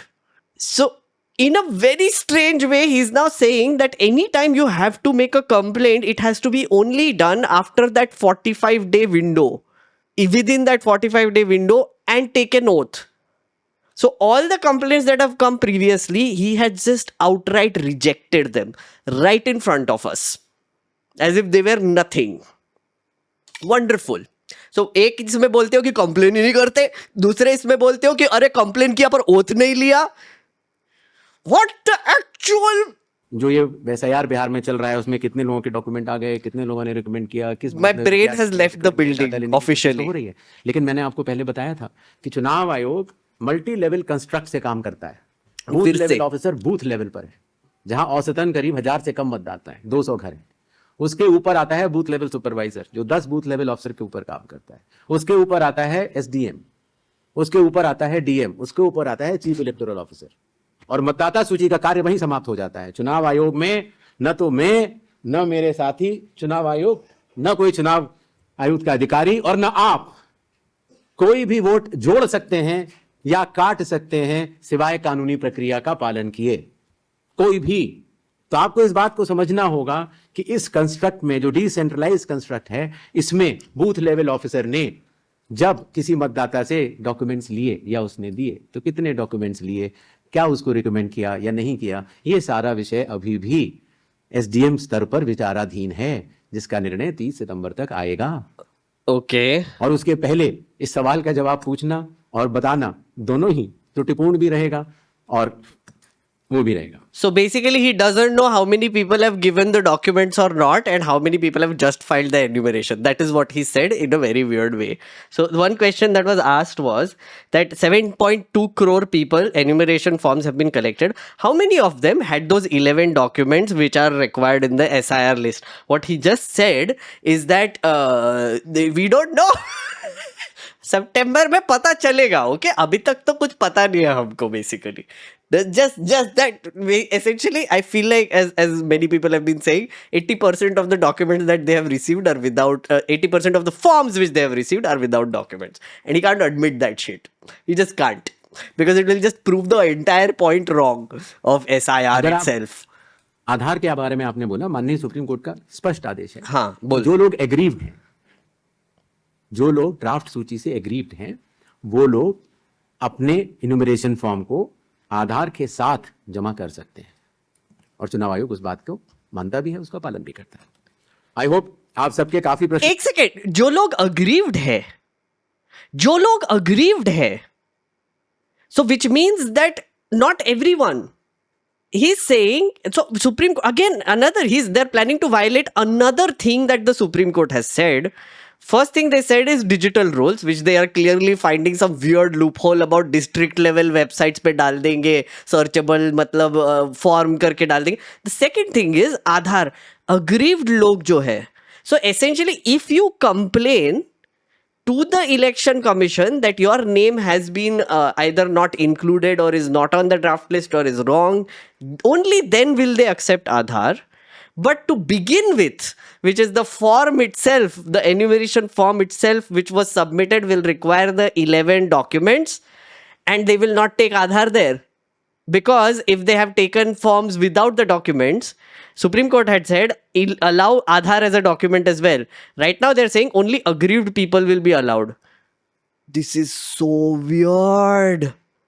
So weird. The Election Commission is not going to listen to the Supreme Court also. I'm sorry guys, this is just horrifying. It's just so blatant at this point of time. This Election Commission has died a very, very bad death. We didn't even notice. And this Gyanesh Kumar is the final nail in the coffin. The kind of responses he has given today is blowing my mind. There was not one straight answer that he gave. Not one straight answer that would remove confusion. In fact, he has just added more confusion to whatever questions we had. It is outrageous. Oh my God. प्रश्नों का हम लोग जवाब दे पाए होंगे? नहीं दिया. Thank you so much. Thank you. Please join us for tea on the 4th floor. और जाने से पहले क्या? एक बार और आखिर 100 करोड़ की मतदाता सूची और बिहार के 7 करोड़ की मतदाता सूची में सवाल भी कई हैं और जवाब भी कई हैं।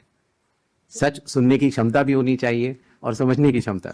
क्या तो मैं सिर्फ इतना कहना चाहता हूं जाने से पहले कि एक बार फिर आप सबके माध्यम से भारत के मतदाताओं को बहुत बहुत नमस्कार। और सभी राजनीतिक दलों से हम यह आह्वान करते हैं कि अभी भी प्रारूप सूची में कोई भी त्रुटि हो तो आगे आएं और हमें 1 सितंबर तक बताएं। 1 सितंबर के बाद बतलाने से कोई फायदा नहीं होगा। जय हिंद, जय Bharat. What a shit press conference. Oh my God, what a shit press conference. That was crazy. I mean, see, I had told you in the beginning, it can either go two ways. One is they will be like, oh, sorry, we are fixing ourselves. Oh, our bad. We are going to investigate this. It will take us this much time. Please let us do it. Or the other is they double down on this shitty attitude. I think they've tripled down. They have quadrupled, 10 times down, whatever you want to call it, on this accusations, and like the combativeness, the way he's talking about leader of opposition Rahul Gandhi. So clearly, this is basically evidence that our election commission is dead. It's compromised beyond recognition now, and they have no answers. इतना गोल करने की जरूरत नहीं थी. There were some very straight answers he could have given. For example, easiest toss that he was given, like, you know, वो क्या cricket में analogy कैसे स्लो बॉल या टॉस देते हैं और like you can just hit a sixer out of the park. West Bengal में SIR कब होगा? He doesn't know. Are you freaking serious? In one way, you explain that, oh, Bihar में there was only this time to do SIR because July में ही कर सकते हैं. And now he's saying, अरे, we don't know. पता नहीं कब होगा SIR वेस्ट बंगाल में. Maybe elections के 3 महीने पहले कर देंगे हम. Are you serious? They could have started the SIR exercise in a few months in West Bengal. They would get enough time to reach all the voters also, but they didn't. Full toss question था, answer देना नहीं है इसको. ये आदमी सोच के आया है. This man has come thinking, I am not going to answer jack shit. His whole reason why he's doing this is because Rahul Gandhi has started his rally. India Alliance is put on the streets doing the Vote Adhikar Yatra in a state which is going for elections and telling people that your vote is getting stolen. So wake up. And these people wanted to distract everyone from that. And therefore, they have taken all the time to give absolute goal-matol non-answers, bullshit answers, zero answers. They're doubling down on shitty attitude. They are criminals. I'm very pissed off. I don't know about you. You tell me. Seriously, I have so many questions which I have written down. I have been keeping a track of this to see if there is any satisfactory answer. I have found none. Chat. If you disagree with me, you saw the whole press conference, you know, you can scream at me back, or do you share the same level of frustration that I had after seeing this? Again, this was a live reaction, so I might have misheard certain things because of his complicated Hindi. Gyanesh ji ka gyanpurvak Hindi samajh mein nahi aaya shayad, or maybe I misread something, I missed out on something. If that is the case and I outraged incorrectly, please leave a comment below. In any case, please would love to hear your comments, and please do subscribe to this channel and also become a member so that you can watch these live reactions live like our friends here. So do it. Yeah. Okay, I will see you in the next video. And now I'm going to go talk to my members because बहुत outrage किया है हमने यहाँ पे. उनसे थोड़ा सा बात करने का है. See you in the members only live stream. Bye. Sorry, before I end this live stream, someone just pointed out that there are the comments under this election commission. Is very interesting. The comments on YouTube. So I'm going to read a few of them. I haven't seen these. Let's go. So this is the election commission press conference we just saw, and these are the comments. देख रहे हो विनोद कैसे घुमाया जा रहा है? That's the first one. Patriotic duty of liking amazing comments. Father's name is election commission के अनुसार कोई भी 10-20 जगह वोटर कार्ड बनवाकर वोट दे सकता है. Questions to ECI. Who dictates your script? Why hide raw voting data? Why no full transparency? India demands answers. Election Commission, corrupt commission. सवाल एक, जवाब अलग. Yes. करते रहिए मीटिंग. करते रहिए मीटिंग. देख रहा है विनोद, संडे को भी काम किया जा रहा है. कितने ईमानदार लोग हैं. Father's name ABCD, mother's name ASFDF. Stop gaslighting the voters please. मैंने भी डाल दिया. I did my patriotic duty chat. Go and like this if you want. Patriotic duty कर दिया. Under this there needs to be like more call outs. जाओ call out करो. Go. Amazing.